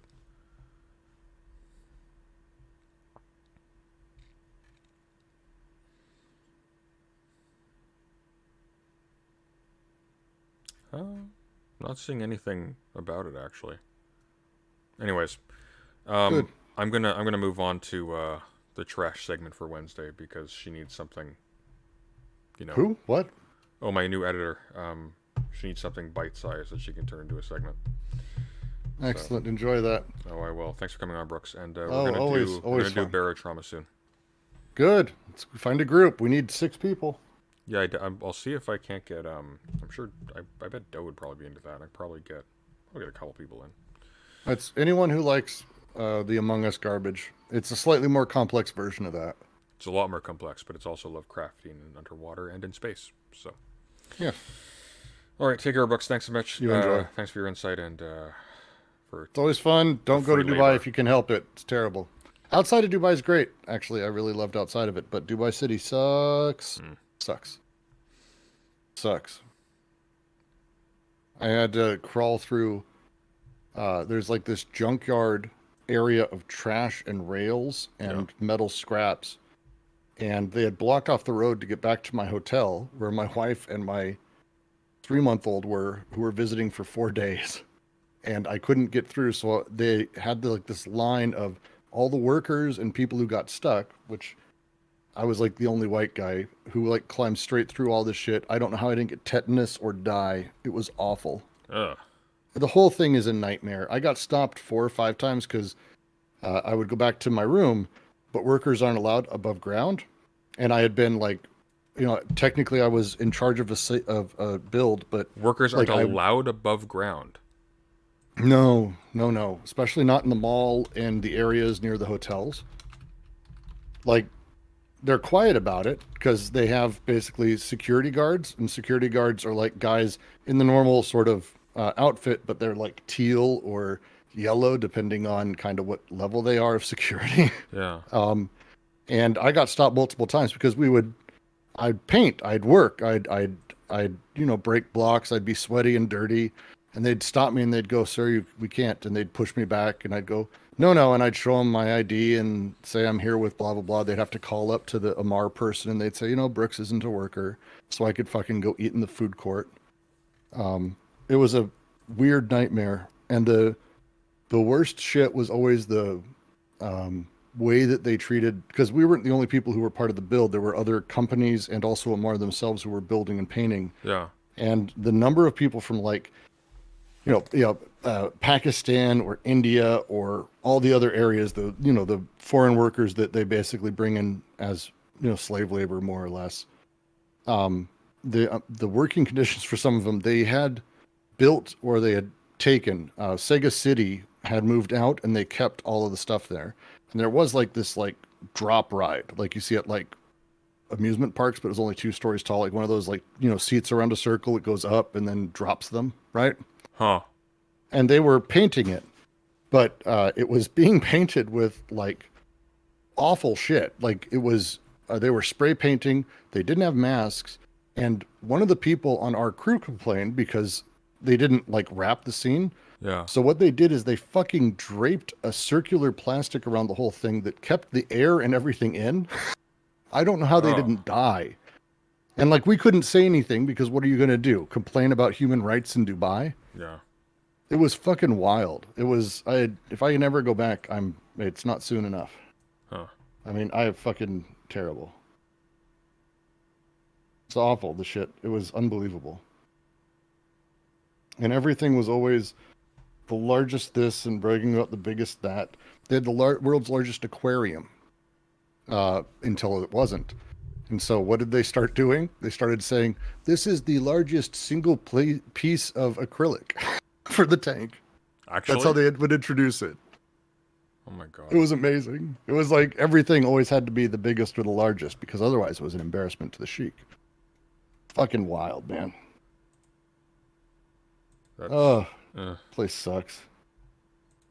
And then right outside of the city, if you go out, where like basically they tell you don't go, and they scare the shit out of you like you're gonna get stabbed to death. Like the people don't go outside of Dubai City. Like the people working there, they're animals. They'll kill you. They'll rob you. They blah blah blah. They don't care. They hate white people. They'll do anything. And you go out there, and of course it's the opposite. Everyone's cool as shit. The food's amazing. They have these really cool shops. Everyone's super nice. And I had like some of my favorite fish I've ever had. You go to like to this barn, and like it's all the fishermen who like come in. These guys buy their fish, and you stand in line. When you get to the front, you point at the fish, and then you point at the number, and the number is how spicy. And then they yell at you something, and if you don't speak, if you don't speak the language, someone will give you a number so you can have the English number. But the mild kind, yeah. Yeah, they dump the whole thing. Oh, I got spicy. It was awesome. They dump the whole thing in this gigantic bucket of whatever spice and cover it. And then they toss it in this giant deep fryer. And it's just a deep fried fucking fish. Nothing. Just deep fried. And it was amazing. It was just cool. But that's the stuff they don't let you do. They scare the shit out of people so they don't go. They want you to stay in the malls. They want you to stay in the close area where it's, quote, safe. And it's really scary to see how the other side sort of lives. And it's the first time I've ever really experienced like that weird disconnection. Like when I lived in San Francisco, the line between poor and rich, it's much worse than it was always there. Yeah. But I don't think I ever experienced it in the way of like dystopian sci-fi, the one where like underneath is the coal mining worker class, and then above is the gold glass city of the loved people. And Dubai is just that. It's not even like an allegory for Dubai. It's just that. That's bizarre. I didn't realize they actually kept them underground. I mean, the mall has 2 underground sort of parking lots where the buses go. Yeah. They have a special bus area that is not above ground for the buses of workers. Like they have a lot of really specific rules about who's allowed to go where and when. And you don't notice it in the mall. You do not notice the legion of people that are actually like running the mall or cleaning the mall. It's really incredible. They go to like pretty extreme lengths. Because we had the PVRK that we were working on had anytime 50 to 100 people working on different parts of it. My team was like, we flew in, we brought in like 20, 25 people. We weren't comfortable using local labor for obvious reasons. And otherwise it was 50 to, Yeah, it's 50-ish. For the rest of it, I never saw them except for in there. And like, I don't know how they got out. I don't know where they went. It was wild. And then one day I found it, and it was, the elevator right there. It's a special elevator. They have special ones that go down an extra 2 floors that the other elevators don't have. It's nuts. That's insane. Yeah, it was really, really, really depressing. So I will not be going back. I encourage people to not go back, not go, and you hear the story of anyone who has family back there, but the recent story of Eden, and I just, as soon as I read the beginning of that, and I went, oh fuck, Saudi, and it was just like I knew exactly what I didn't really need to read the rest because they are. The things they will pay Americans to do and the shit Americans will do for them is absolutely insane. This is like the one case where, like, when people were publicizing the names of the people who work for the firm that hunted her down, cheated her into going back. Like, you know what? Fair play. Yeah. Oops. Sorry. Did we reveal your names? I hope someone's not really angry. Yeah. Yeah, it's gross people. But money does that. Money lets people get away with those things. Again, Khashoggi is a phenomenal example of this, and it's insane to this day. It will be insane forever to me that it was just totally cool. We're just totally cool with it.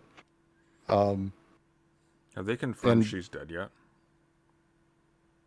I mean, I'm under the impression the answer is yes there. I don't want to say because I've tried not to look too much at it because that story is just too depressing to me. I've read... That poor girl, like genuinely, that poor fucking girl. It was awful to read.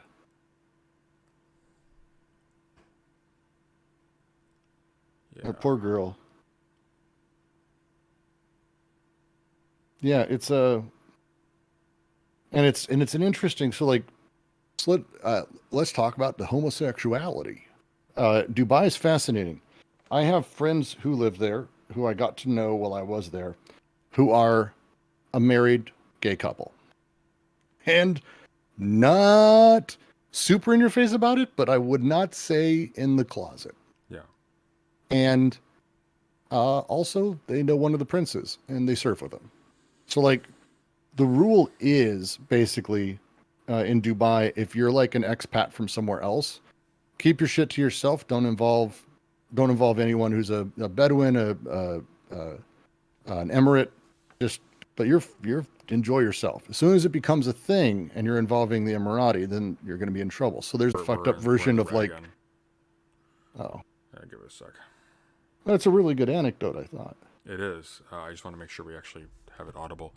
I'm just going to run the washroom quick, so we'll be right back, and we'll continue then, and then I'll let you go, okay? Sure. I'm done. I'm sorry if I'm rambling. No. This is much more interesting than what we were looking at before. I appreciate it. Be 1 sec. Sure.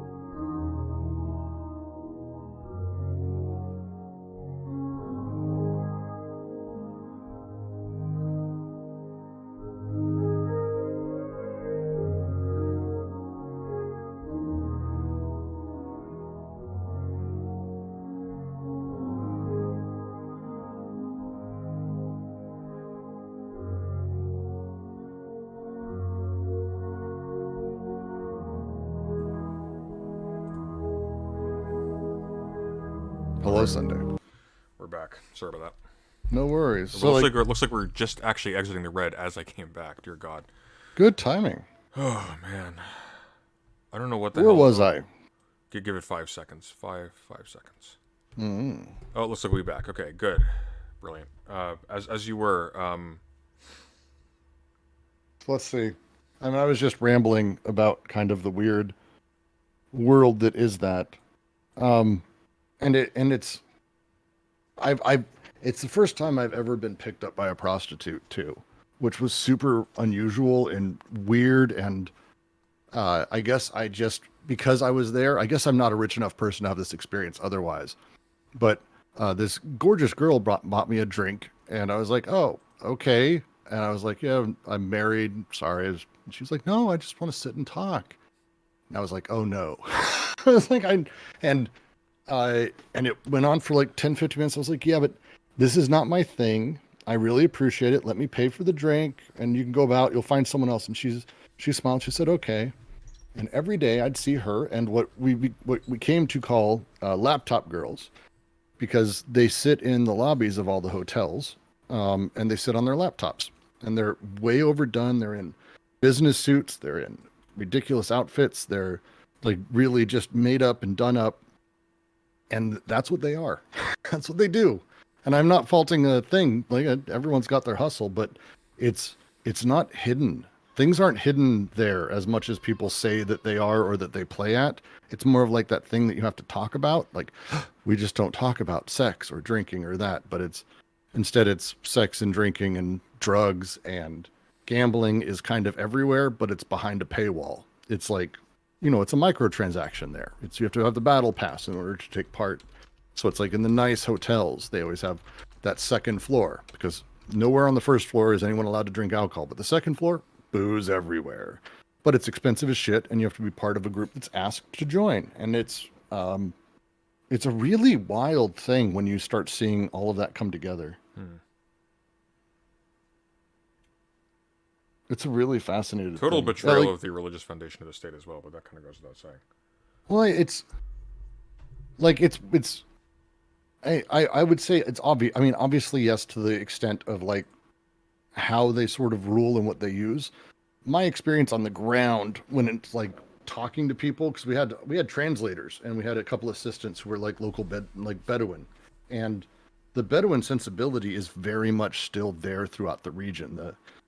You're a guest in their house, they'll take care of you. It's really fascinating. But the kids, and I say that because they were like 19 or 20, they're not like they are a huge leap in a really interesting direction where they're very open about how their sex and drugs and drinking and talking about things and seeing movies, and it's a very different, and they're cool. Like they weren't shitty about it. They're all obviously wealthier than the poor kids, but they were very kind of open, and they talked openly about what it was like and the things they didn't like and how they're hoping things change and how they're wanting to move to Europe, and one of them's wanting to move to London and never come back. And it's like it's always fascinating to see like that thing take place that I'm familiar with, having grown up in Midwest sort of semi-religious, weirdly oppressive area. I think you can identify a bit with that as well. And having that sort of thing be as universal as it is was always nice to see.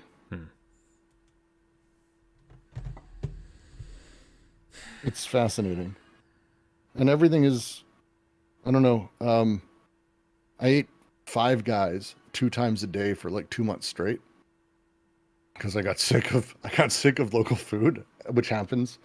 It was just a weird experience. It was surreal. So many weird stories that came out of it, because I was there from November 4th all the way through until I flew in and I landed, and I went straight to Sundance. So that was February. So November, it was fucking Christ. That was so long. So in case you'll be living, It was so long, man. The line Oh, in tiring. Saudi. Every time I click on a tab, it starts the video. Stop doing that, Google Chrome. God damn it. Okay. Yeah, dear God. All right. Okay, I'm gonna refill my drink, and we're gonna move on to the next segment. Brooks, it's been a pleasure. It's always fun. Yeah, it always is. We'll chat soon, definitely. I need to give Wednesday something to work with soon. Good. She's gonna kill me. What is it going to be? What is the thing you're watching? Let me pull it up quickly. Good old-fashioned trash. So,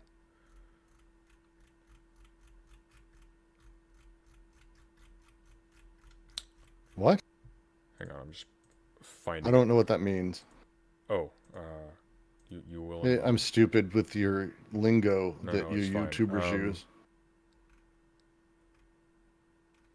I just need to find the actual clip here.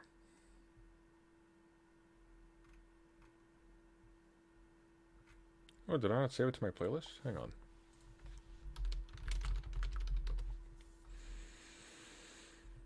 Here we go.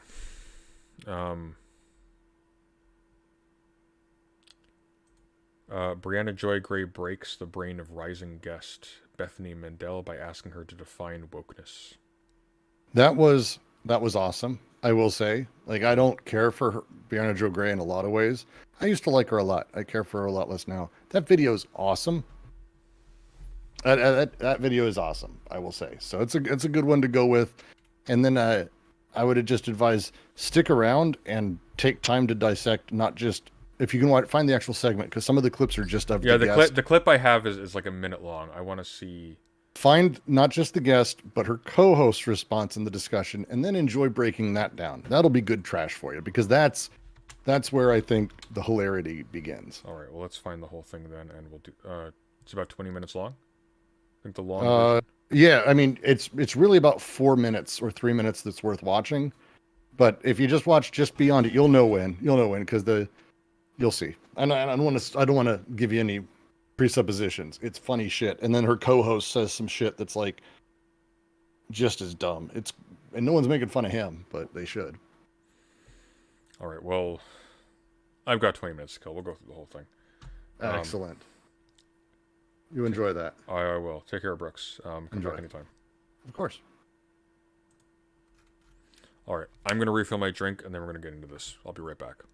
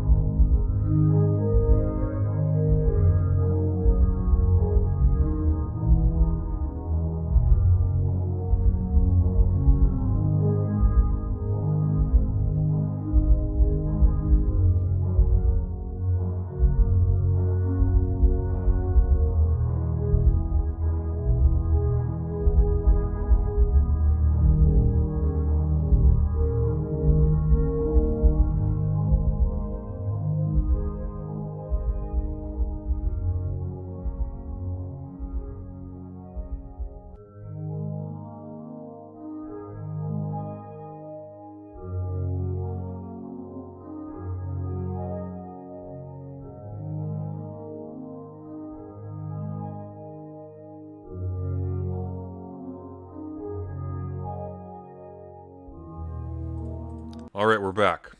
Sorry for the delay. So waffling between what my drink would be. Adrian Fraser, thank you for the $20 US. I heard you were talking about chicken tenders around my daughter. I don't know what that means. But chicken tenders are delicious, so you're welcome, I suppose. Yeah, Not Brooks has been a member for 10 months, dear God. He's doing free labor for me and he's paying me.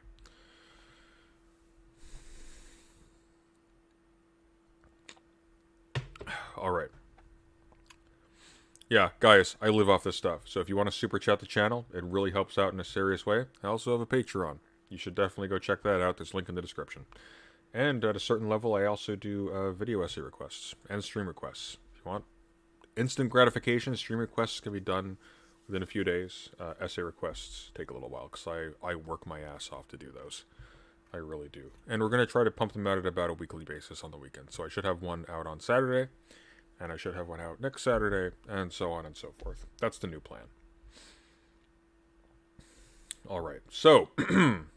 Get ready to be blown away. Oh my god, why every single time I open, it just starts playing like I didn't already pause it.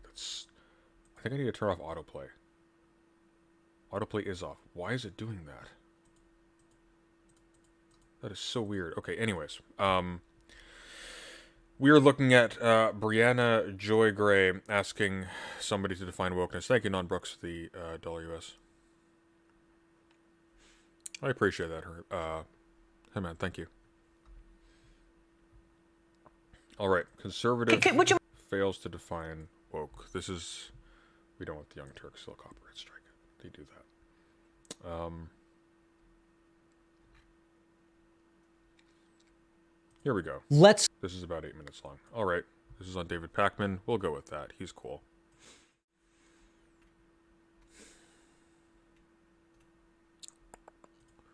I actually haven't seen this yet.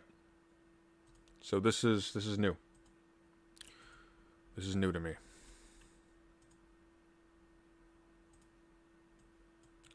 All I know is that it sounds incredibly funny.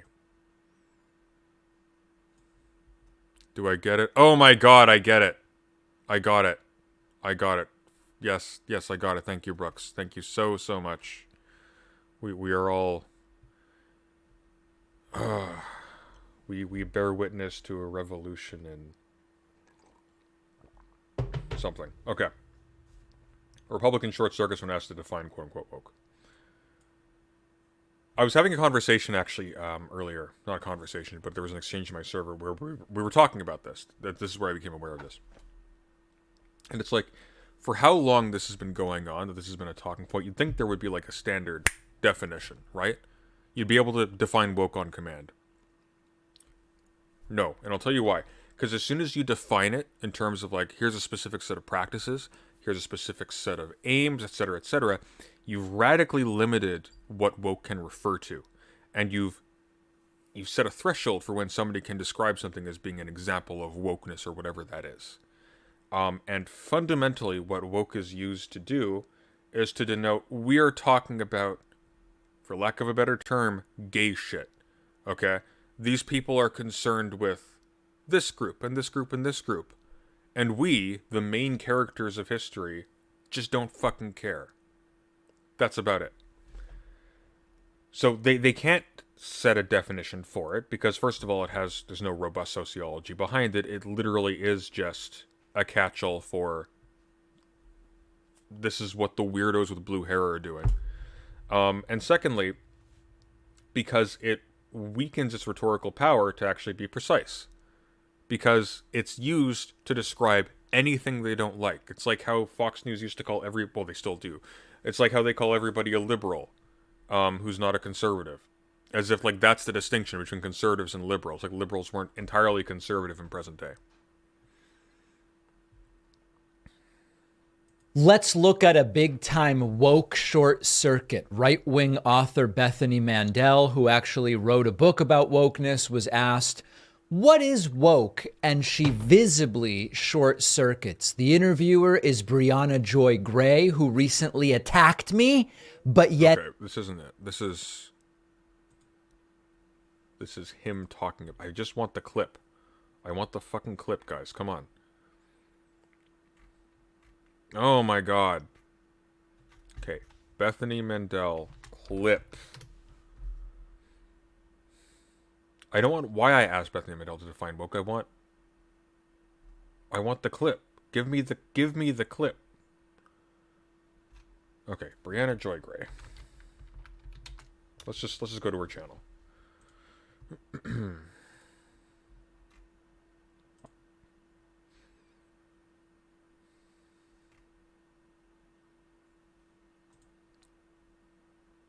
It's not there. Why is it not there? Oh my god. All right.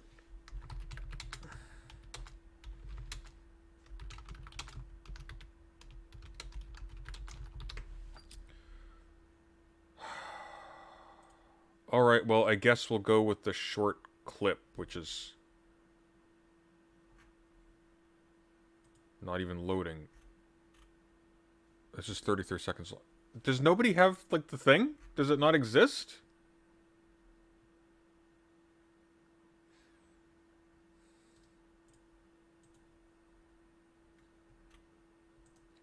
Ah, okay.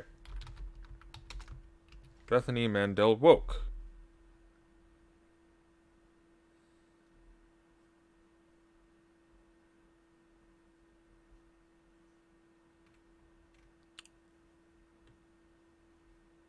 There's a short version of it. Guys, like, somebody published the actual thing.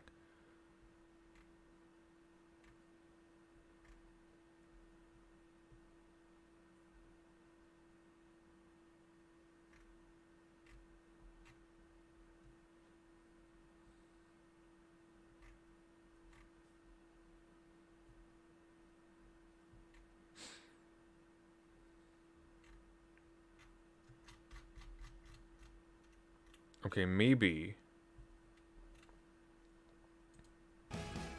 Okay, maybe this actually has the clip. We'll go with this.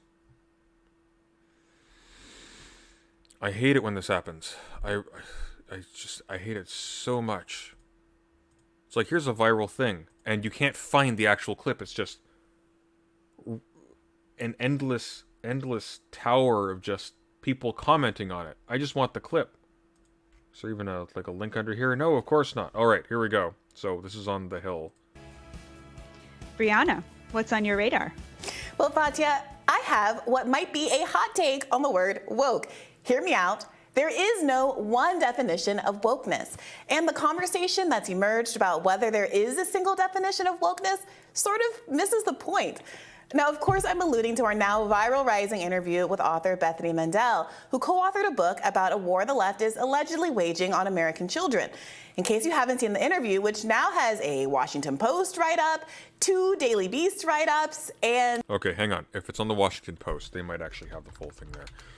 Washington Post. Bethany Mandel woke.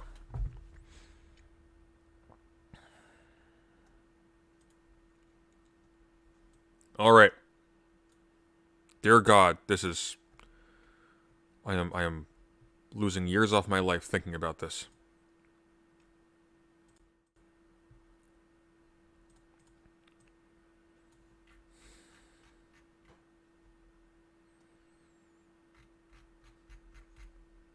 You gonna show the clip? No, you're not gonna show the. You're not gonna show the clip. Just gonna.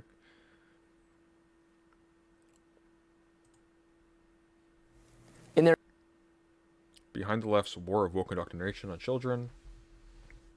Family Bethany Mandel. Oh, is this it? Oh, this might be it. I think this might be it. Okay. Let's go with this. I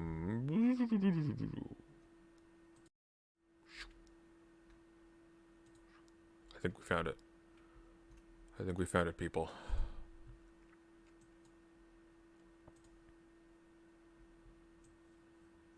Okay. Their new book, Stolen Youth, How Radicals Are Erasing Innocence and Indoctrinating a Generation, authors Bethany Mandel and Carol Markowitz make the argument that progressives are waging a battle on the American family and indoctrinating youth in politics, education, medicine, mental health, and even entertainment. The authors say that this is no longer a healthy or happy environment for these children. Co-author of Stolen Youth, Bethany Mandel, joins us now to discuss. Welcome, Bethany. Here we go. Hi, thank you for having me. So help us understand, what do you see as what's going on with the left or progressives' attack on youth today? Yeah, absolutely. So the crux of the argument of the book is that there is sort of a woke reimagining of our society, and it's happening in a lot of different ways in a lot of different areas of our lives. And there's been a lot of attention, justifiably, on corporations, in media, but there hasn't been a lot of focus, if any, on sort of the youngest generation. And so Carol and I wanted to talk a lot about. And there's been almost only focus on think of the children lines of rhetoric, so that's untrue. What am I looking at here in the background? Let's see. Let's do a bookshelf analysis. Is she Mormon by chance? That looks like, see right there, above her head, just to the left, the black one, the black book there. That looks like a compiled, like one of those compilation texts where you have the Book of Mormon, the King James Bible, Doctrine and Covenants, Pearl of Great Price, all together in one. That's what that looks like to me. I could be wrong. Very difficult to actually see. I see Power and Principle up here. I don't know who that is. Kind of want to find out, though. Power and Principle.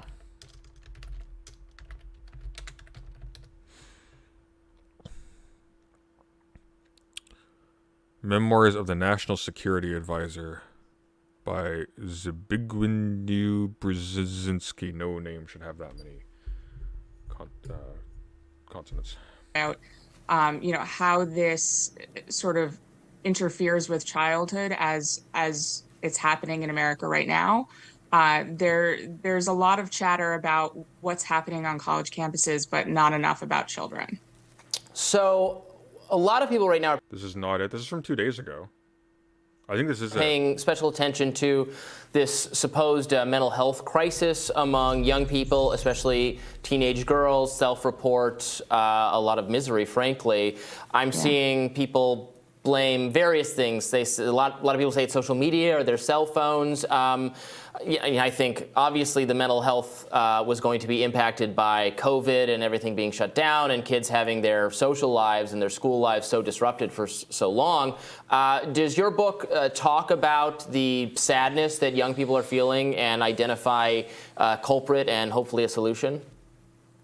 It does. So, I mean, there isn't an easy answer. And I think that the reason why, especially young girls, are feeling as distraught as they are is multifaceted. And a lot of what you hit is behind their sort of ever-growing misery. But there's another sort of aspect that I think hasn't been talked about enough, and something that we hit on a lot in our book.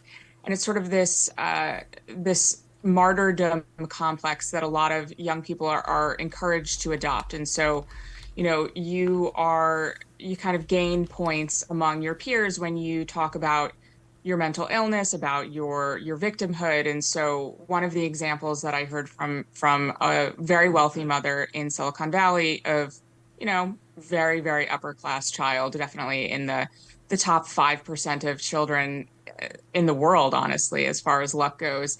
And she said that she felt like she had to be a victim in some way in order to gain credibility among her peers. And so she sort of adopted a mental health condition that she didn't necessarily have. And a lot of that was egged on by TikTok.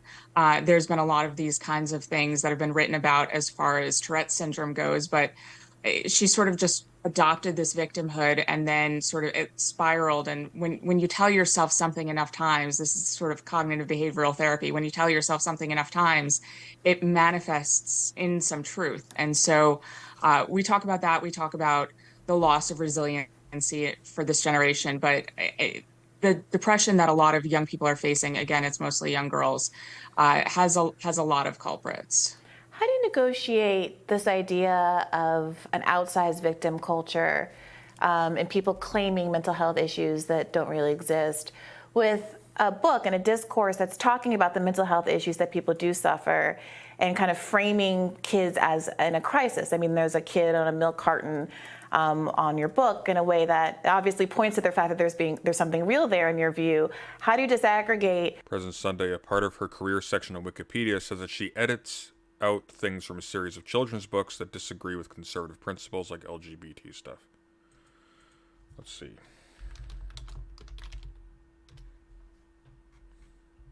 I'm a little bit interested now.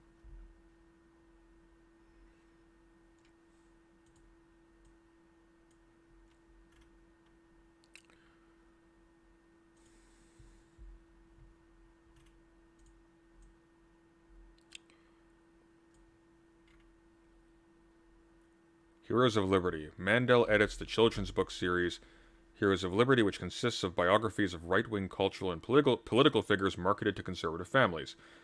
These books in this series avoid mention of issues that could cause discomfort to conservative parents, such as LGBT identities, or the out-of-wedlock birth of Alexander Hamilton. How about the out-of-wedlock birth of Christ?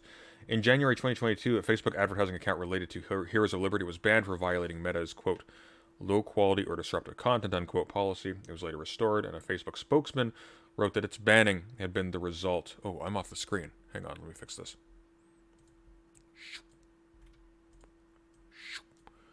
Had been the result...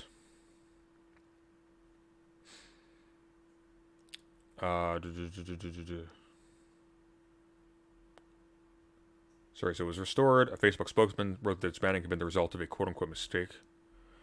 Fucking cowards. There had been backlash on social media, as well as from prominent conservative commentators and politicians such as Senator Ted Cruz. In a Heroes of Liberty video launched in February 2021, Mandel accuses the Scholastic Corporation of indoctrinating children by publishing books with themes concerning racism, LGBTQ identities, and general anti-Americanism, marketing such books through school book fairs to children from families that would not intentionally purchase books with such content. Anyone who says, like, big tech is run by the left or something is full of it. If that was the case, they would not be cowed by right-wingers complaining about their stuff being censored. Because they have all the power. They have absolutely no reason not to. Unless they're either sympathetic or their friends are sympathetic.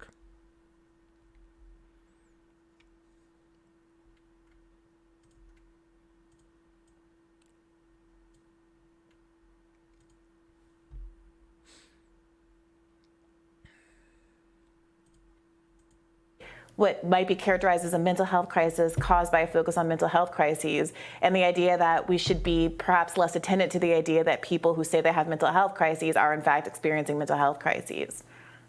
So it's hard to disentangle the two. And how do you know when a child is experiencing a genuine mental health crisis versus that of a child who is sort of perpetuating their own misery in order to gain credibility among their peers? And it's What? hard to know where one starts and one stops, but there is a line between having an honest and frank conversation about the mental health crisis that children are facing, in large part because of... How do you know if children are perpetuating their own misery to get credibility amongst their peers? That has to be just referring to trans kids. That's the only thing that could be referring to. That's the whole idea that trans people have some kind of like special social capital because of the progressive stack or something, and therefore people are just jumping in to have these radically frictive relationships with their conservative families, and with their communities at large, to undergo like the massively awkward and difficult process of socially and even medically transitioning. That's the only thing that can be referring to.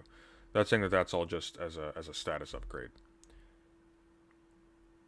People are putting themselves into one of the most, if not the most, persecuted category of human being for the social clout that brings you. That's what they're doing. What we did to them over COVID, and sort of the perpetuation of victimhood. And so that's sort of the line that we try to address in Stolen Youth of where does one start and one stop? But the answer isn't necessarily clear. But what we address as sort of the way forward is to not idolize and to not sort of amplify mental health crises as something that gains you credibility points. It's something that is not good, that requires sort of treatment and conversation instead of sort of social cred. Yeah, I think that's definitely true, and it's a phenomenon that I have observed, that I've discussed with people in my life who are educators and mental health professionals. I definitely never deny the reality that there's a certain kind of cultural cachet that's emerged of kind of hierarchies of oppression, let's say. Yeah. But I've also seen a lot of people. But you want to know something? You know who actually like leverages that? There's two categories of people that I have observed actually leverage that. People on Discord where there are no actual consequences attendant on you being identified with a specific mental illness, because there are serious social consequences to being associated with that. If you are seeking employment, if you're trying to like move upwards in any kind of career, if you're taking care of children or prospectively want to raise children and so forth, like those things can be a massive barrier. So it's people who are in like a social setting where it's inconsequential, or conservatives and right-wingers who have this cartoonish view of leftists and progressive, where they think that if they adopt these categories, or anybody who adopts these categories automatically has dominance in any conversation that they're taking part in, where it is known that they have that identity. This came up in the Pisco conversation. I called him a bitch at one point, and he was like, "Wait, I thought you were a leftist. You can't use that kind of language. It's cartoonish. It's born of just a total lack of interest and attention, because you sit self-satisfied that your ideological opponents are just stupid and that you know everything, in spite of the fact that you've done absolutely zero research or investigation into what they're talking about, what they do, what they care about, and so forth." Across the political spectrum express frustration with that. So I wonder if you could get into how you see this as a war of the left against the right, because framing it that way, when I think this is a broad concern that a lot of folks have a problem with, does kind of also recreate this kind of victim paradigm where you have people saying we're being under attack by the left, instead of kind of coming together and trying to resolve what I think is a broadly understood phenomenon. And so in this circumstance, there's a lot of things that are sort of a right versus left conversation, but this is not one of them. And I agree with you. I think that there are a lot of people for whom this argument resonates, and it's not just right-left issue. We hope that, parents of all political stripes will pick up the book. This is sort of a woke reimagining that is very, very, very far left. Only 7% of Americans consider themselves very liberal, and probably fewer of them consider themselves to be woke. And so, when we talk about... Probably none of them consider themselves to be woke. The way woke emerged was in black activist communities that referred to woke, that used the word woke to refer to being aware of systemic discrimination. That's literally it. It had no other content but that. It was picked up by people who, like, oh, this is the funny sounding word, and who wanted essentially an easy to hand slur to use against their political opponents blanketly. And that's basically what it is. Woke doesn't refer to anything concrete. It's just a shorthand for bad. It has no content. I mean, to you, would you mind defining woke? Because it's come up a couple times, and I just want to make sure we're on the same page. So, I mean, woke is sort of the idea Not that... sort of. Okay, you write a book on wokeness, you have an answer to hand. You have something very specific. And you can even go etymologically. You can say, well, originally it was used in such and such a way, but now these days we use it as a shorthand for X, Y, and Z things that have these commitments. That's a thing you could do. That's a thing anybody could do. And even if she said, well, it's used in diverse and inconsistent ways, but how I use it is I refer to da-da-da-da. And then you can judge like the motivations behind using that language in the first place and what kinds of cultural and social and political forces she's leveraging by doing so. But at the very least, you'd have something to work with. She would save face, and she'd actually be making a coherent thesis, even if it's bullshit, like, once you actually follow it through. at the bare level of like staking out a claim in an intellectual space, that's a thing you can do. That's how academics do this all the time. That's how everybody's expected to do this. It's very basic. We've been talking about this now for years. And she's starting, well, sort of, you ever have a dream that, like, you could, you wish you could, that you could do anything? Like, that's what this is. This is going to be one of those moments that goes viral. I mean, woke is something that's very hard to define, and we've spent an entire chapter defining it. Really? Well, let's take a look-see. What's the book called? Let's see. There must be Stolen Youth. Stolen Youth. Let's see. She spends an entire chapter defining it. Well, we're the kinds of weirdos who actually look at these things.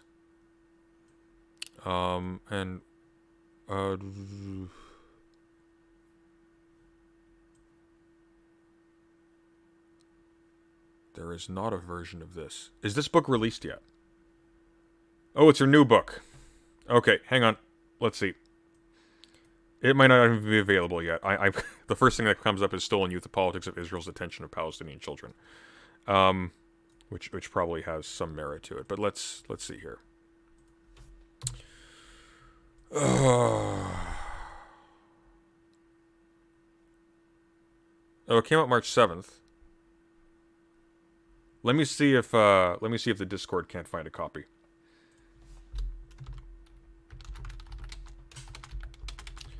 I need a PDF of Stolen Youth: How Radicals Are Erasing Innocence and Indoctrinating a Generation.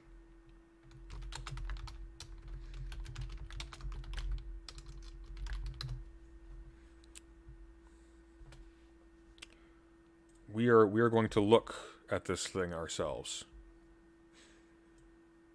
Oh, and thank you, Nicholas Lamar Suter and Brooks, for resubscribing. It is much appreciated.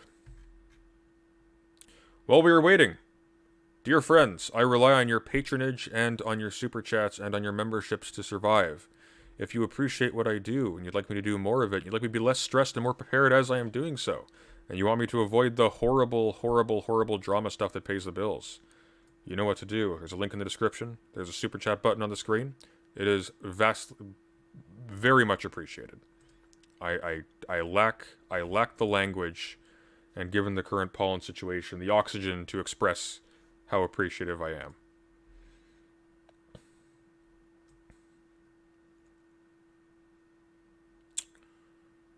Is it on LibGen? It's not on LibGen. It's the first place I looked. Let's see here, though.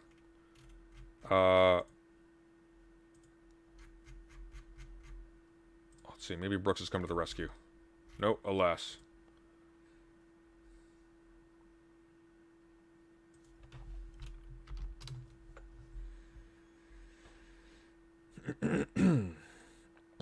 Not on LibGen. Oh, is this not anywhere? Should I just buy a PDF? It's $10. I don't want to spend $10 on this thing. Fuck, I don't want to. I'll tell you what. One of you super chat me $10 and I'll just buy it and we'll just look at it. Actually, hang on. Maybe somebody will find it. Maybe somebody has found it.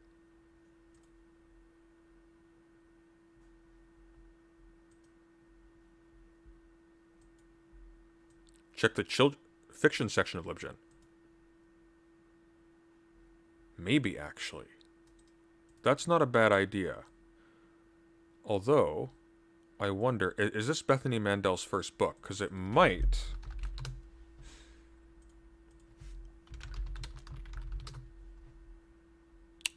So nothing in nonfiction. Let's try fiction. Let's see.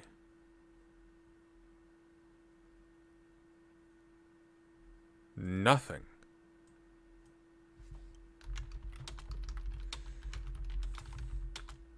Stolen Youth, full text.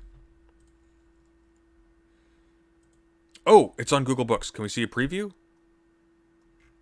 No preview. What is this, the 90s?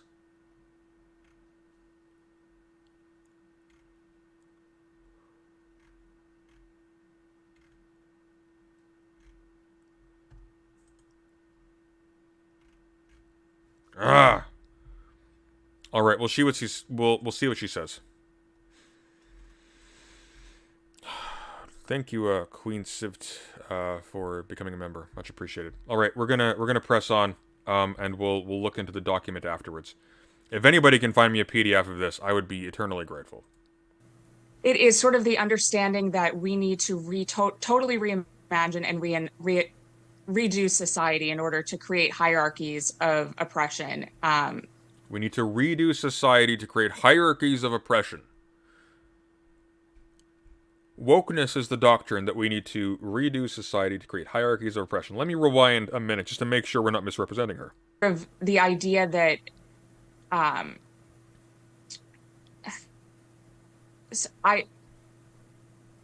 this is going to be one of those moments that goes viral. I mean, woke is something that's very hard to define, and we've spent an entire chapter defining it. It is sort of the understanding that we need to totally reimagine and redo society in order to create hierarchies of oppression. Oh fuck! All right, I'll buy it. I'll buy it, guys. God damn it! I want to make money, not send money to conservatives for my channel. Hang on. You see what you're making me do. Bethany Mandel. Don't ever say I don't do stuff for you. Okay. I am now the proud owner of Bethany Mandel's How Radicals Are Erasing Innocence. Just... Ugh.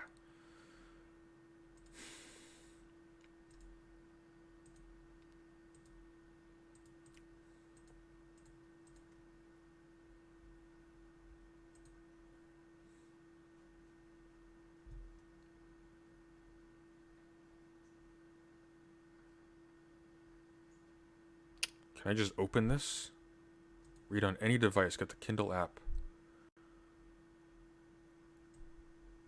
Oh, Kindle for web. Here we go.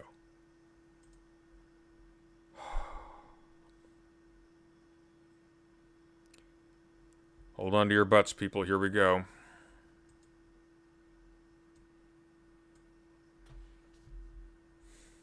I hate this so much. All right. All right. Here it is. I want to see super chats for this. I am... This is coming out of my pocket. I am not seeing that money for a month.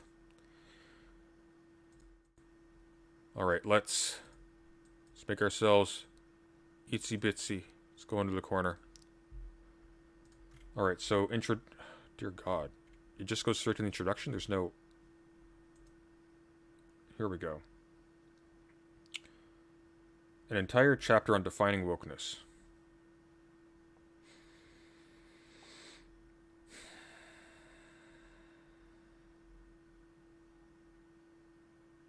I don't see a chapter on defining wokeness. Hang on, what did she say again? Let's double check. This is going to be one of those moments that goes viral. I mean, woke is something that's very hard to define, and we've spent an entire chapter defining it. It is sort of the An entire chapter defining it. Okay. All right. Where is the thing? There we go. Okay. Well, I guess we just...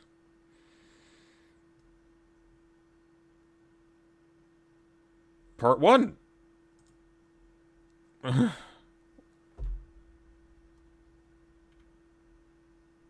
God, this app is terrible. I have to, like, click a button to progress.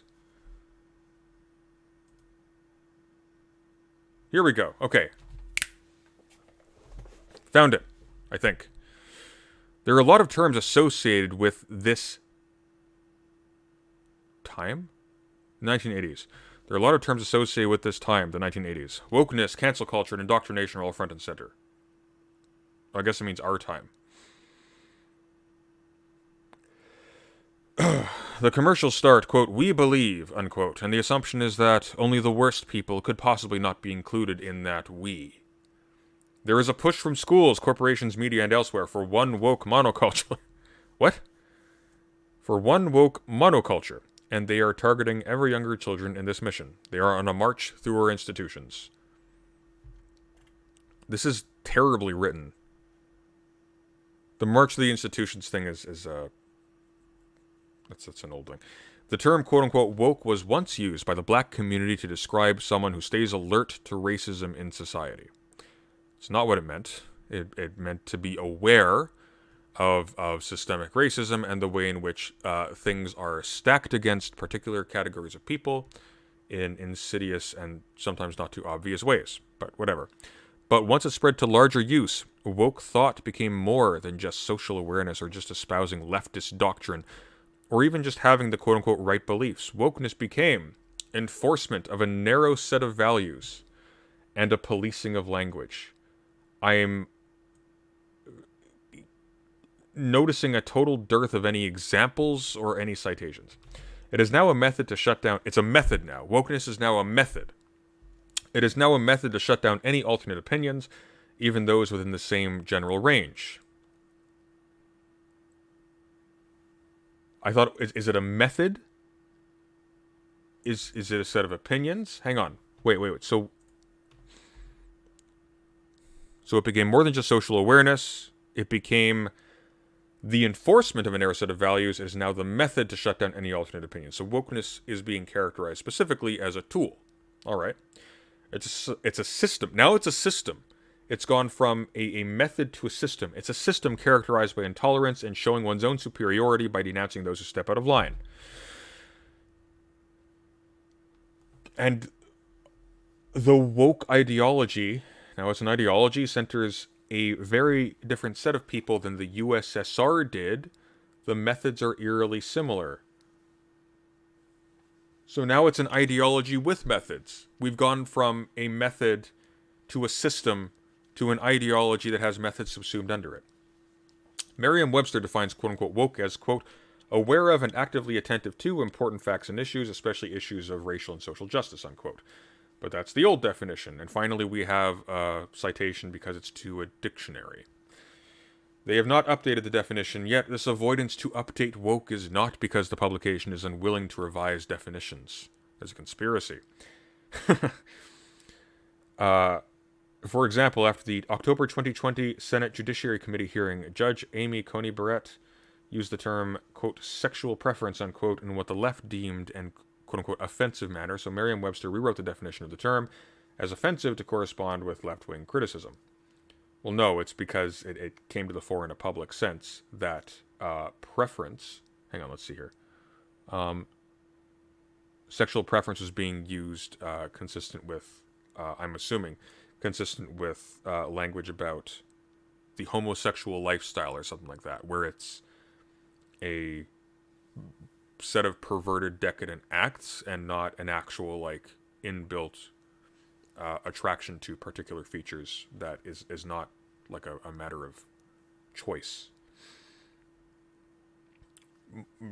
Consistent with this usage, merely a matter of choice. And it's not just the left who thought so, incidentally. They also have added people who oppose vaccine mandates to the definition of anti-vaxxer. They have added people who oppose vaccine mandates to the definition of anti-vaxxer. Well, that doesn't make any sense. But no update to the word woke has been forthcoming despite a real shift in how the word is used. You can't define it. Okay, here we go. After the November 2021 election, where Democrats lost the gubernatorial race in Virginia and nearly lost in New Jersey, longtime Democratic political consultant James Carville said, quote, stupid wokeness, unquote, was responsible. Alexandria Ocasio-Cortez, the reigning queen of woke, shot back that, quote, wokeness is a term almost exclusively used by older people these days, so that should tell you all you need to know, unquote. Liberal television host Bill Maher, then noted that, quote-unquote, woke was the Guardian's word of 2020, and that it was exactly people like AOC who introduced it to our lives.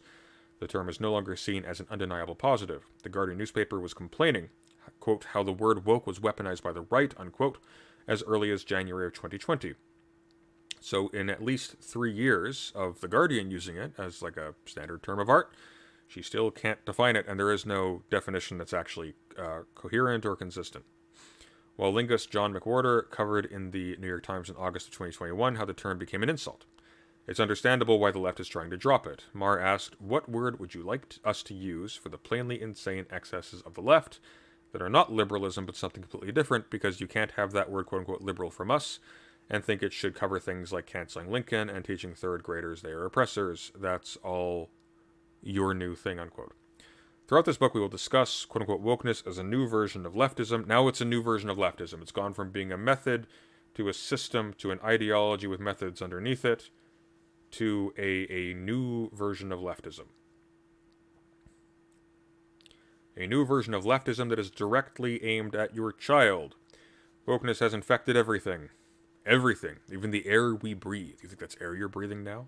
The right way of looking at wokeness and woke culture is as a set of deeply toxic ideas. Now it's a set of ideas. It's gone from a method to a system to an ideology with a bunch of systems underneath it to a new version of leftism to a set of toxic ideas that are force-fed to the populace, in particular to children. Part of the philosophy, now it's a philosophy, and indeed the definition of staying awake to offenses.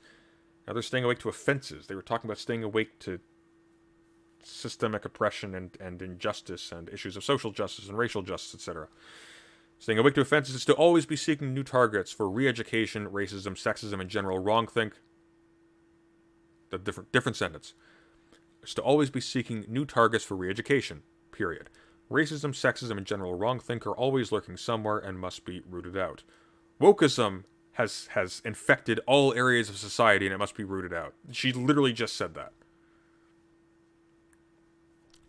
Let me be more particular. Wokeness has infected everything.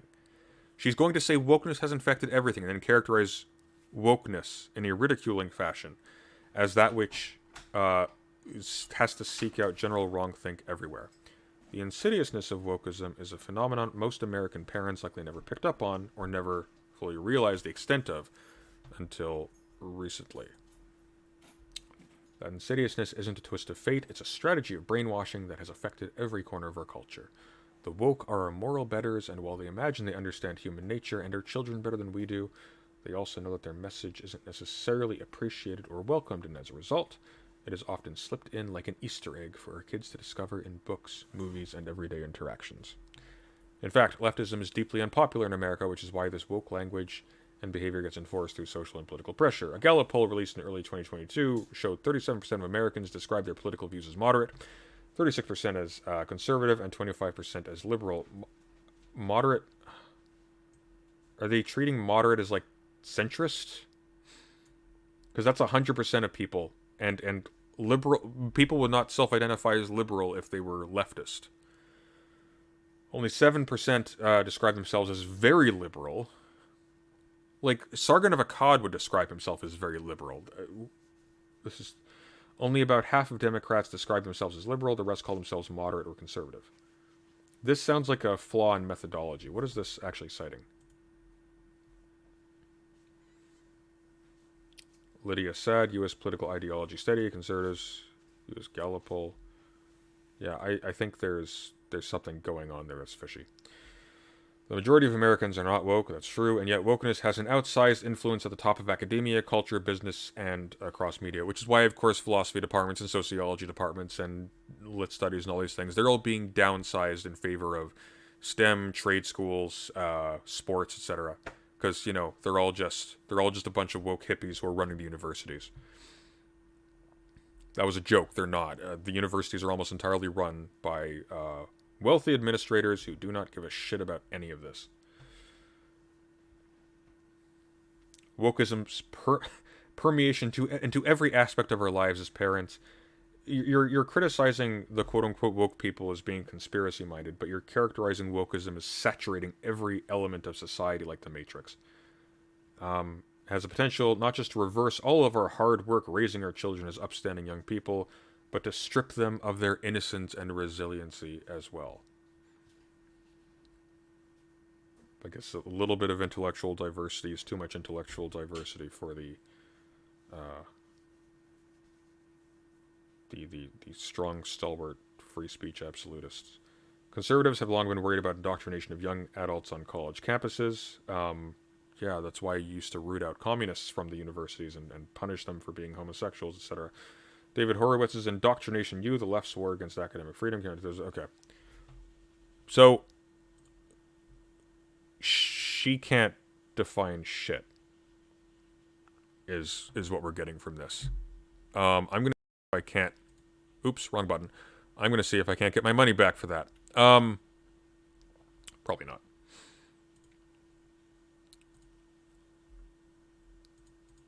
Dear God, that was pain.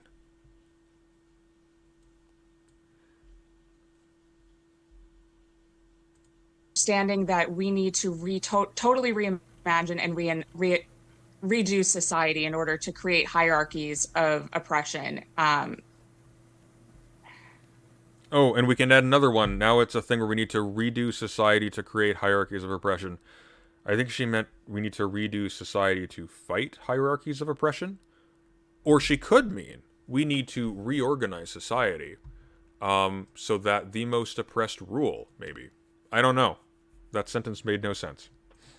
Sorry, it's hard to explain in a 15-second soundbite. No, it's not. Take your time. I mean, it's one of those things that, I mean, everybody is weighing in, inveighing against wokeness. We do some of it on this show as well. It's definitely something you know what it is when you see it, but Is it wrong? Yeah. it is. Will you define wokeness then? Oh, I like her. I'm glad. I'm so glad she said that. Yeah, take him. Don't lean into this, guys. It's purely propagandistic. It's bullshit. Don't give it the credibility of being something. Well, there is a real point here. You do not have to hand it to hacks like this. That will be to your shame later on. I would say it's the tendency to punish people formally or often informally. Now it's a tendency to punish people For expressing ideas using language specifically that is very new, that no one would have objected to like 5 seconds ago. So it's easier to come up with examples like... Nobody would have objected to you spanking your wife a few decades ago either. Punishing people for using the wrong pronouns or identifying structures of that kind. I would say it's the system a lot of doing forced actual conformity censorship. as Let's take that example. Bethany, you're talking about small children. So is the argument in your book that a 5-year-old is coming home from school not using someone's pronouns and getting castigated by their teachers or family for not being sufficiently woke? Or is there some other kind of phenomenon that you're pointing to more specifically that's affecting young kids in your book? So with the example of a 5-year-old, one example that one of my friends just posited on Twitter, her 5-year-old came home and said, I like girls. And so that means different things to different people. For an adult, and sort of what the adults were sort of telling that child and what they understood they were sort of framing for that child was that it's okay to be gay or straight, and more of a sexuality question. Whereas for children, it's more, I like girls and I like boys. And the way that this is sort of targeting children comes up a lot in children's literature and children's movies. And so there's a lot of sort of hypersexualization of the content that's being fed to children that isn't necessarily age appropriate. Huzzah! My book was refunded. Brilliant. And I would argue probably 95% of parents would argue that they don't want their children at a Not today's Satan. drag queen story hour or reading a book about sort of one book was How Mamas Love Their Babies, and it was about how sex workers are wonderful parents and sort of tries to foster... Sex workers can be wonderful parents. They aren't doing sex work as a part of raising their children. They're supporting their children by doing sex work, and they can be wonderful, responsible, conservative even, parents while they are doing so. Some of the most responsible and respectable people I know are sex workers. This is a vocation. You sell your body just as much working for McDonald's. You sell your body even more, frankly, if you work in a cubicle for a big firm. This is isn't she just the picture of the stereotypical SJW too? Just like the preachy dweeb with glasses, just offended at the world. Acceptance for all different, jobs or professions, but for children, that's not an appropriate message to hear, that there are women who are dancing for money and that's how they, that's a thing in the world. You know where else you'll read about that? in the fucking Bible, which I guarantee you she's not saying they can't read. You will read literally in elementary school, in any number of Christian or conservative schools, about prostitutes being sent out in lieu of a master who is hiding at some house in a city he's visiting because a bunch of people came out, they wanted to do stuff to him sexually, so he threw it as concubine, and she gets raped to death and chopped up and sent to wherever to like inspire violent reprisals against those people. That's a thing that happens that I read about when I was like 8. Okay? She's whinging about the fact that there's a possibility children might be made aware of the fact that some people dance in provocative clothing for a living. I don't think Princess Jasmine in Aladdin is dressed the way she is because there is a historic precedent for actually protecting children from the existence of sexuality in dress or in profession or in any number of these things. It seems to be that this is only a problem when this is anyone other than strictly heterosexual relations, and then past that point, anything goes, basically. Not to mention, isn't she like 16 in that movie? How they support their families. And so this is sort of the forced conformity that a lot of people on the left, sort of on the woke side, are sort of forcing on parents and children to say, this is acceptable content. And if you do not think that this is acceptable content, you are therefore a bigot. So Bethany, I saw that tweet that you mentioned. It was someone who said, I was recently... Well, if your reason for not thinking it's acceptable content is solely on the grounds that the people involved are gay, even if nothing explicit is being shown, like just the bare fact of, oh, in Buzz Lightyear, there's a couple women who are clearly in some kind of matrimonial relationship, that's about it. They give a light peck as she enters the room and hold hands. You would not think twice about that if that was a heterosexual couple. You wouldn't care if there was a lot more. They could be open-mouth kissing, you wouldn't think about it. I know this because this takes place in a whole bunch of Disney cartoons which existed decades before this. If your issue is strictly that you gay people, then yeah, you're a bigot. At my friend's son's 8th birthday party, I was chatting with one of the moms, and she said that her 5-year-old daughter came home from school and said she likes girls, and that her teacher said that's okay. So the response seems to have been that's okay, without more editorializing about whether it's sexual or not. Although you quote tweeted it saying talking about sexuality with young children weird again, make that weird again. Yeah. Without more, it does seem like that's just oh, that's fine, and let it go, and we'll see if she grows up and is actually lesbian, or she just likes hanging out with her friend Crystal.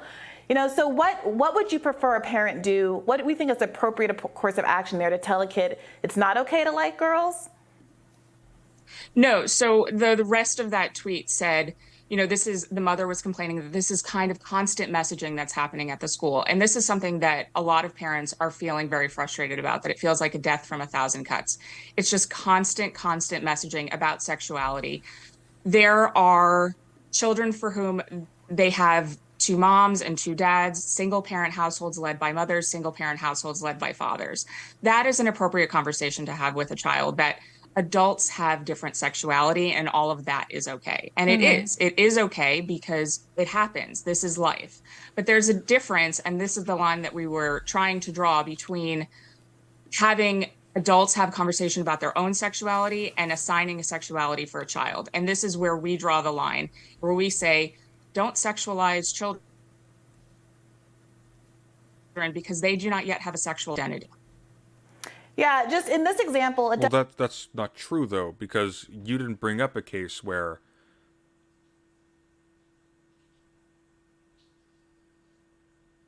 Yeah, that's not true. That's wrong.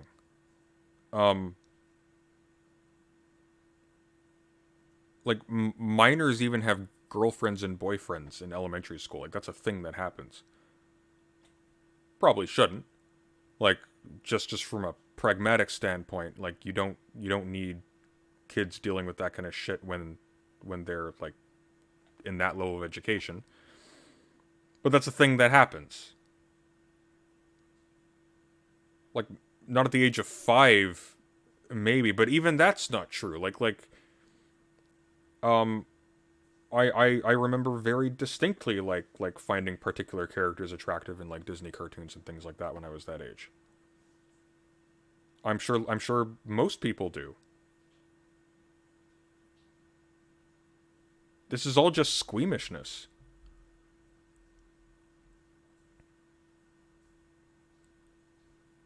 Doesn't seem, from that person's tweet thread, it doesn't seem like there was especially more, and I think that that's part of the concern. I would agree that there's a lot of messaging in school that I as a leftist don't agree with, that I find to be quite conservative. But I think there's an interesting question to be had about what role it is for parents in their home to offer correctives, and whether or not we're actually advocating in school for people to be told, no, it actually isn't okay when these kinds of issues arise, because to your point, some people, the world is what it is, and people are gay, and people do have gay parents in schools, and people do have single parents in schools, and all those kinds of things. But I really appreciate your generosity in talking about this tough subject with us today. Thank you so much. She knows. Look at her face. She knows. She fucked up. No, I'm not doing a Disney Smasher Pass.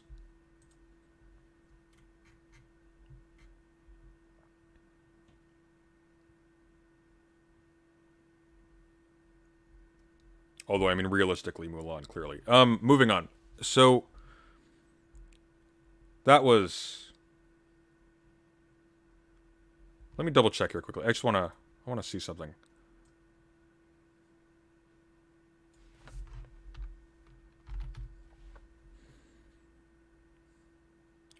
I want to go back here because I want to see what her actual position was on this. I want to review it. One example that one of my friends just posited on Twitter, her 5-year-old came home and said, I like girls. And so that means different things to different people. For an adult, and sort of what the adults were sort of telling that child, and what they understood they were sort of framing for that child was that it's okay to be gay or straight, and more of a sexuality question. Whereas for children, it's more, I like girls and I like boys. And the way that this is sort of targeting children. Yeah, so she's bringing up the bare fact that a girl came home and said she liked girls. This by itself is like a bad thing. I'm assuming that this was a girl who came home who liked girls. I assumed when I first listened to this that was a boy. It's like, okay, seems pretty bold for a 5-year-old, but that's a thing. $10. This is for Disney Smasher Pass. Okay, I'll tell you what.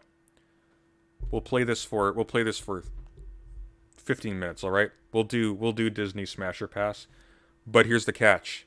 You need to donate at least $5 for your recommendation. Then I will judge. I will judge, and I will give my reasons. You will get your money's worth for this. Does that sound fair? I'm gonna go. Oh, fuck you, Apathia. No.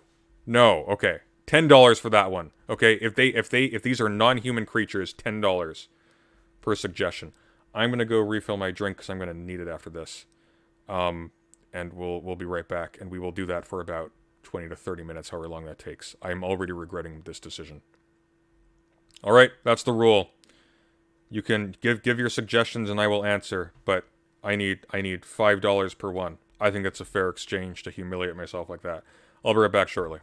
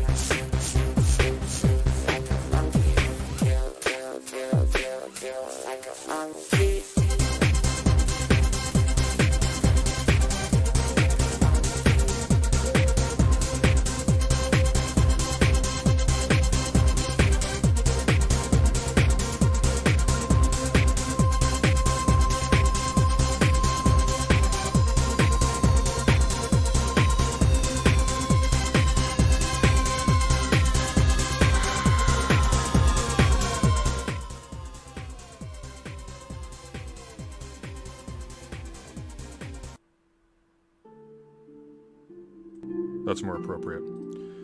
Alright, dear friends. I regret this deeply. We are doing Disney Smash and Pass.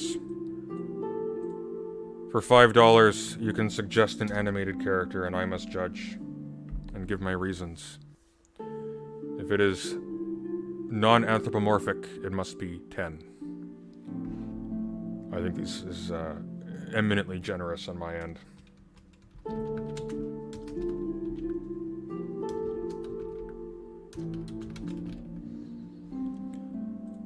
Appropriately, my partner is in the room with me as I read these.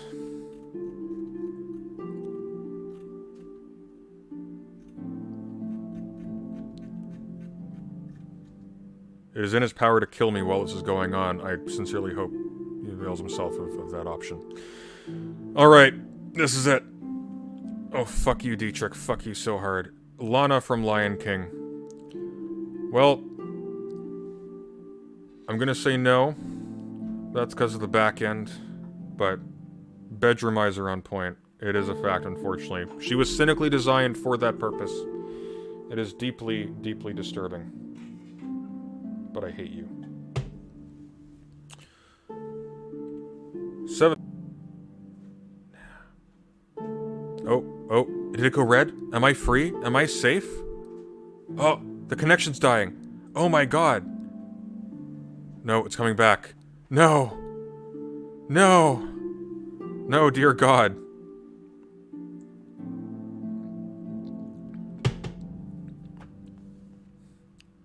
It's like hovering at about, like, 12,000. Come on, come back. OBS after the recent update has just been a goddamn nightmare.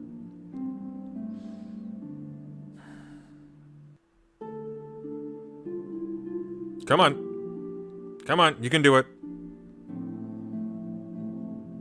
Oh my god. There we go. That's more like it. Haha! We're back. Give it a sec.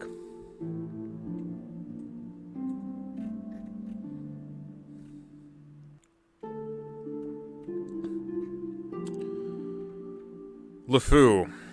You know... No, but as a persona, especially the one from the recent live-action one, frankly, he's the best thing about it. Actually lovable character.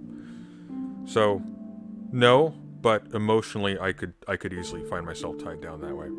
Eris from Sinbad for $11, thank you, no truce. That one's an obvious, that doesn't need any justification, obviously. Obviously. And if you disagree, I don't care how gay you are wrong. Dietrich, Tarzan, and or Jane. For the $5.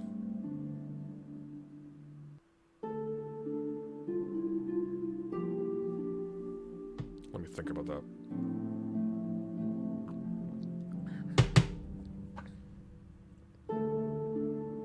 I like Jane's voice. It's it's clearly the same kind, well, it's a similar kind of voice they use for Zelda in the new Breath of the Wild.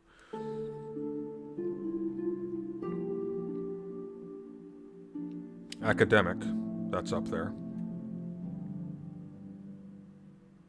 Yeah, I would say so. Tarzan, on the other hand, you got a little bit of, what's it called? The Shape of Water issue going on here, where you have somebody who is so unacculturated, it would be something kind of wrong there, you know? Like, I'm a little bit sketchy about that. Wouldn't know if you're actually dealing with like a fully developed adult or not. Iffy. Milo from Atlantis. That one's tricky. Depends on how you interpret the drawing, because it's highly stylized. He looks like he could be made of bones. But academic. Oh, and also deeply incompetent and racist towards the Atlantean people, which is deeply frustrating.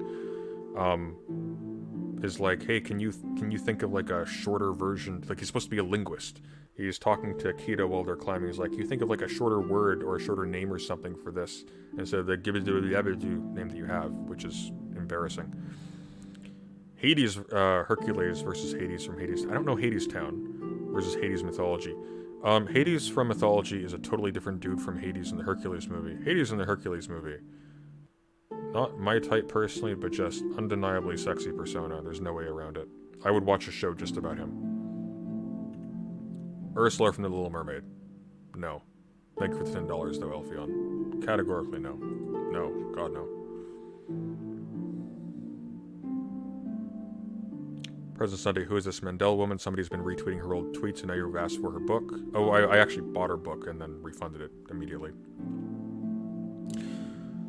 Milo's tricky because appealing persona as presented, however, Disney being Disney completely botches it later on when he's actually presented with the object of his study.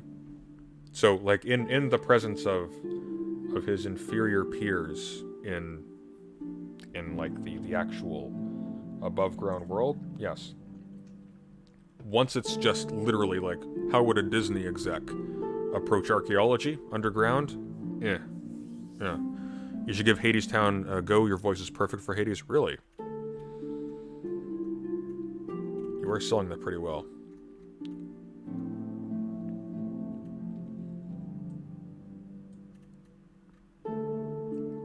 But yeah, no, the animation for Eris is just psychotically good.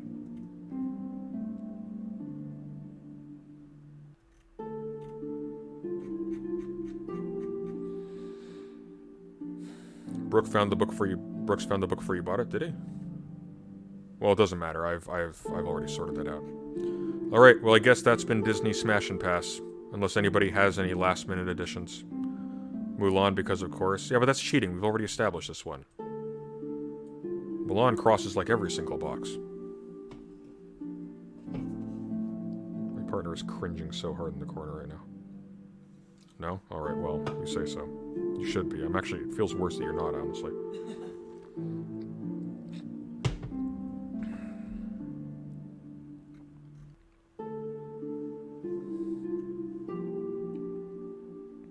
What didn't I do? Hang on.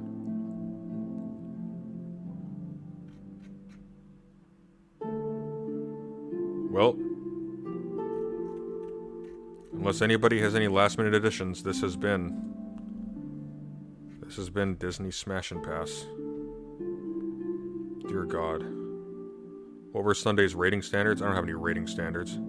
I just made it up.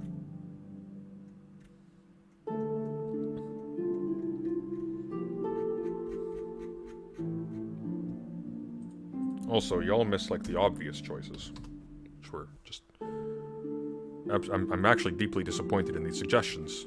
Deeply disappointed in these suggestions.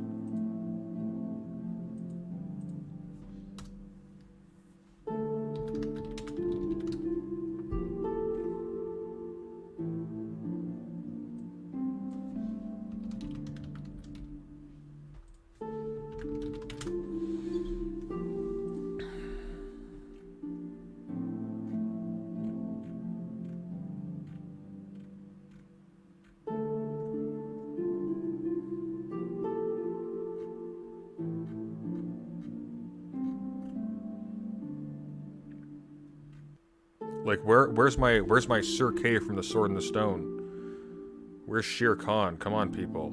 Have some taste. What about Lady Cluck from Robin Hood? Judge Doom from Who Framed Roger Rabbit? I guess it's not a cartoon. Oh, but he is a cartoon if you watch it.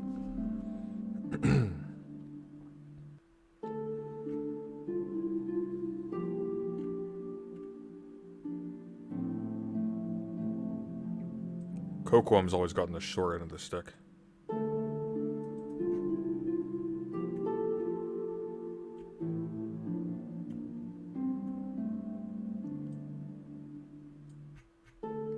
Pete, Mrs. Potato Head. Helen Parr.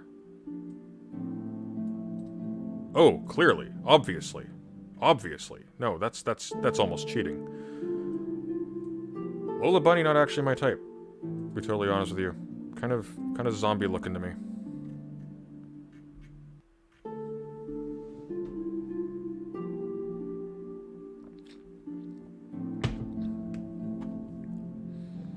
See, I told you to suggest a Maleficent dragon form. Well, you'll have to pay up to get that answer. You're asking the easy ones. Like, Helen Parr is the easiest one from that entire movie. Alright. That's enough. Enough! No more. I missed 2. Did I miss 2? What did I miss? Hang on. What did I miss? Who did I miss? Wait.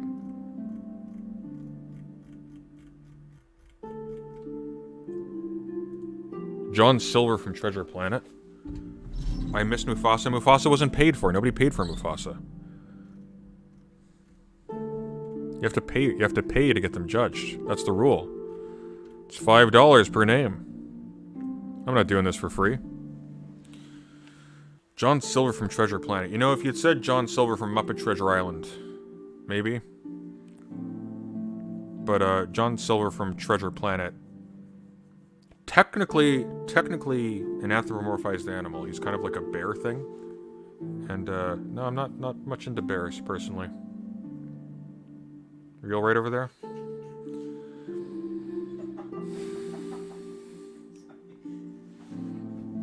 That's just me. I respect people who are. Not my type.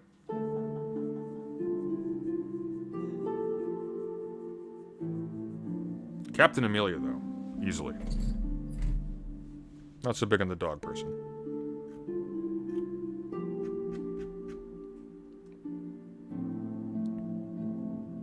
What is the least smashable?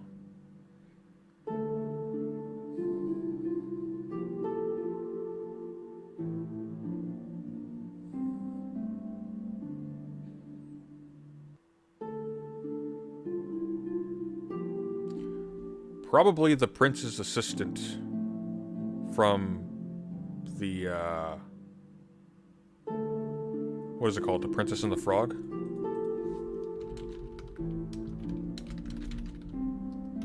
Here's the thing, right? It's not all physicality. A big part of it's physicality, but it's physicality and personality. So, think about that scene from The Shining where Jack Nicholson walks into the bathroom and there's the hot chick in the bathroom, then she, like, suddenly changes into, like, the hideous corpse person. Hot person with a nasty-ass personality is essentially a more subtle version of that to me. So, LeFou, fantastic personality in the live-action movie. Not my jam, personally, but I have a deep appreciation for that character. I'd want to keep that one around. By contrast, let's see. Who's like an evil hot person in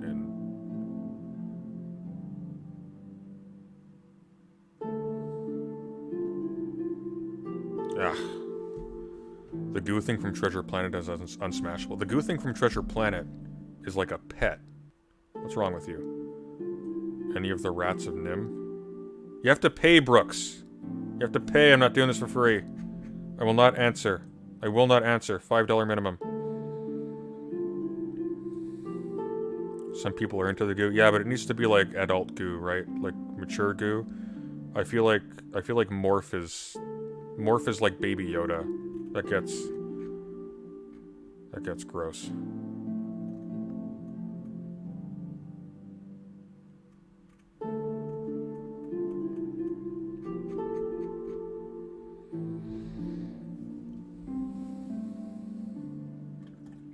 Alright, I'll take one more, then I'm calling it for tonight. I will take one more. I am a generous god. One more. Brooks gives you content for free, is paid up. Oh, fine. Alright, so Brooks says, any of the rats of Nim. Nah, not really. No. No. No, the rats didn't do it for me.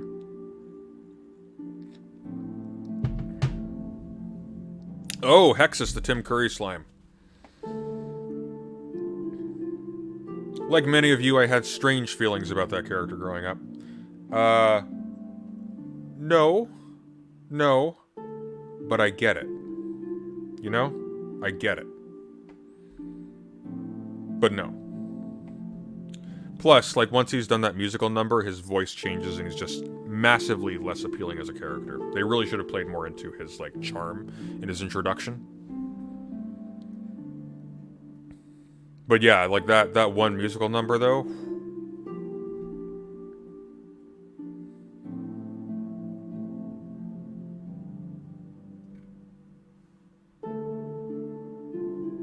That movie made pollution look so sexy. Oh, yeah. Oh. Xerxes from 300. Oh, God, no. No, no, no, no, no, no, no, no, no, no. No, no, no. Weirdly tall, weirdly lanky, and the worst thing about it, this is something people never talk about. When you're covered in body piercings like that, in the desert, in the heat, you're gonna smell like Parmesan all the way down. That guy, there's no way in hell that guy is washed enough, or that's just not the most rancid thing on earth. You've got, like, holes everywhere that need to be kept clean. Even just, like, where the metal's touching. Like, ugh. Ugh. Also, his voice isn't deep. His voice sounds like he has throat cancer and a megaphone inserted into his vocal cords. Not... No. No.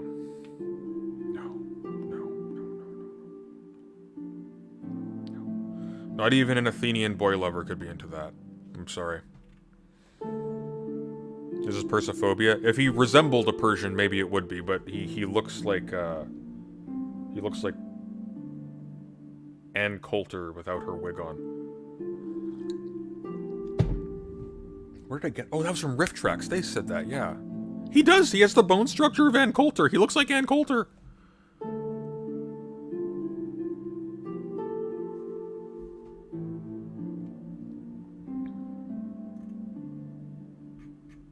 Alright, I'm going to bed. Have a good night, everyone. We will be back tomorrow. I don't know what exactly we're looking at. We might... I want to do more research into urban planning, so I might even, like, have some docs up on the screen. I might actually go through that methodically. Thanks to everybody who donated, who became a member, and who joins my Patreon. Once again, I live on this stuff. I require it to survive. This is expensive work. I do not rest. I am doing research constantly behind the scenes for, well, to be able to talk about stuff, but also just to make the video essays. I want to move into a place where I'm releasing them on a weekly basis on, like, Saturdays. At the moment, again, pursuant to being able to weigh in on the urban planning issue, and there's an interesting angle I'm going to be taking with that later on. What I've been reading recently. Maybe you'll be interested in this, actually. So I'm looking, you can't see it, I've got it on my Kindle, but I'm looking through Jane Jacobson's The Death and Life of Great American Cities. I'm also going to be looking at the economy of cities soon. That's one of the things that actually informs James C. Scott's critique of the of what he calls the high modernist city in Seeing Like a State. By the way, if you haven't read this, you are missing out. This is one of the best introductions to I want to say state critical political theory that you can get, and I'm not saying this is like entry level dumb stuff by calling it an introduction. It is an immensely fascinating book. I think it's his best one. Against the Grain is okay. Seeing Like a State, though, it's gonna be remembered. I'm also reading, nobody knows about this book, but this is actually a professor I used to have, and he's massively influenced by Scott, and he wrote this before anybody publicly was talking about Scott. And it's got a terribly boring title and a terribly boring cover, but it's Warren Magnuson's Local Self-Government and the Right to the City. He puts forward the thesis that, in fact, we have actually taken a local municipal frame of reference and applied it globally. So when we're talking about global politics, we're actually talking about it in similar terms these days as we once talked about city-level politics. So that gets really interesting. He and Rob Walker basically created the political science program at the University of Victoria. Both, as far as I am aware, are completely retired, which is a shame because they're some of the last great political theorists alive. And I'm still going through the stuff on IQ, and I'm working on a video essay on the politics. I've got a fairly novel approach to this, but the politics of IQ, demographic control, and time. And that's going to be coming out either next week or the week after. If it doesn't come out next week, then the next week will be the video on religion and gaming, which is also going to be really interesting. This week is going to be something a little bit shorter, but it's going to be on, again, pursuant to us breaking into urban planning discourse, this is going to be on gender and urban planning. And there's a really interesting angle here. It's really just going to be a summation of arguments other people have made, but I'm going to try to present it in a way that's accessible, and I'm going to give you like the resources for it so you can look into it further for yourself. I think it's really interesting. But yeah. Title in chat? Oh, yeah, sure. Warren Magnuson, local self-government, and the right to the city. Well, that's it for tonight, guys. I'll see you tomorrow. Have a good night, everyone. Thanks for playing. Take care. And once again, if you want to support the channel, I have a Patreon linked in the description. Please avail yourself of that. It really does mean the world. Otherwise, like and share the stream. This will be divided up into segments you'll be able to view on this channel later. Subscribe to my second channel, PS Archives, that you can see at the linked at the bottom of my main page, in order to get access to full unedited VOD. So if you want to watch this whole thing in its entirety again before the segments go up, that's where you go. We are at close to 500 subscribers. Once I get it to 1,000 and we get to a certain number of views, I can monetize that. And that means we have multiple revenue streams. That means less stress. That means more output from me. So if you like what I do, it's in your interest to go down there and subscribe. Take care, everyone. Have a good night.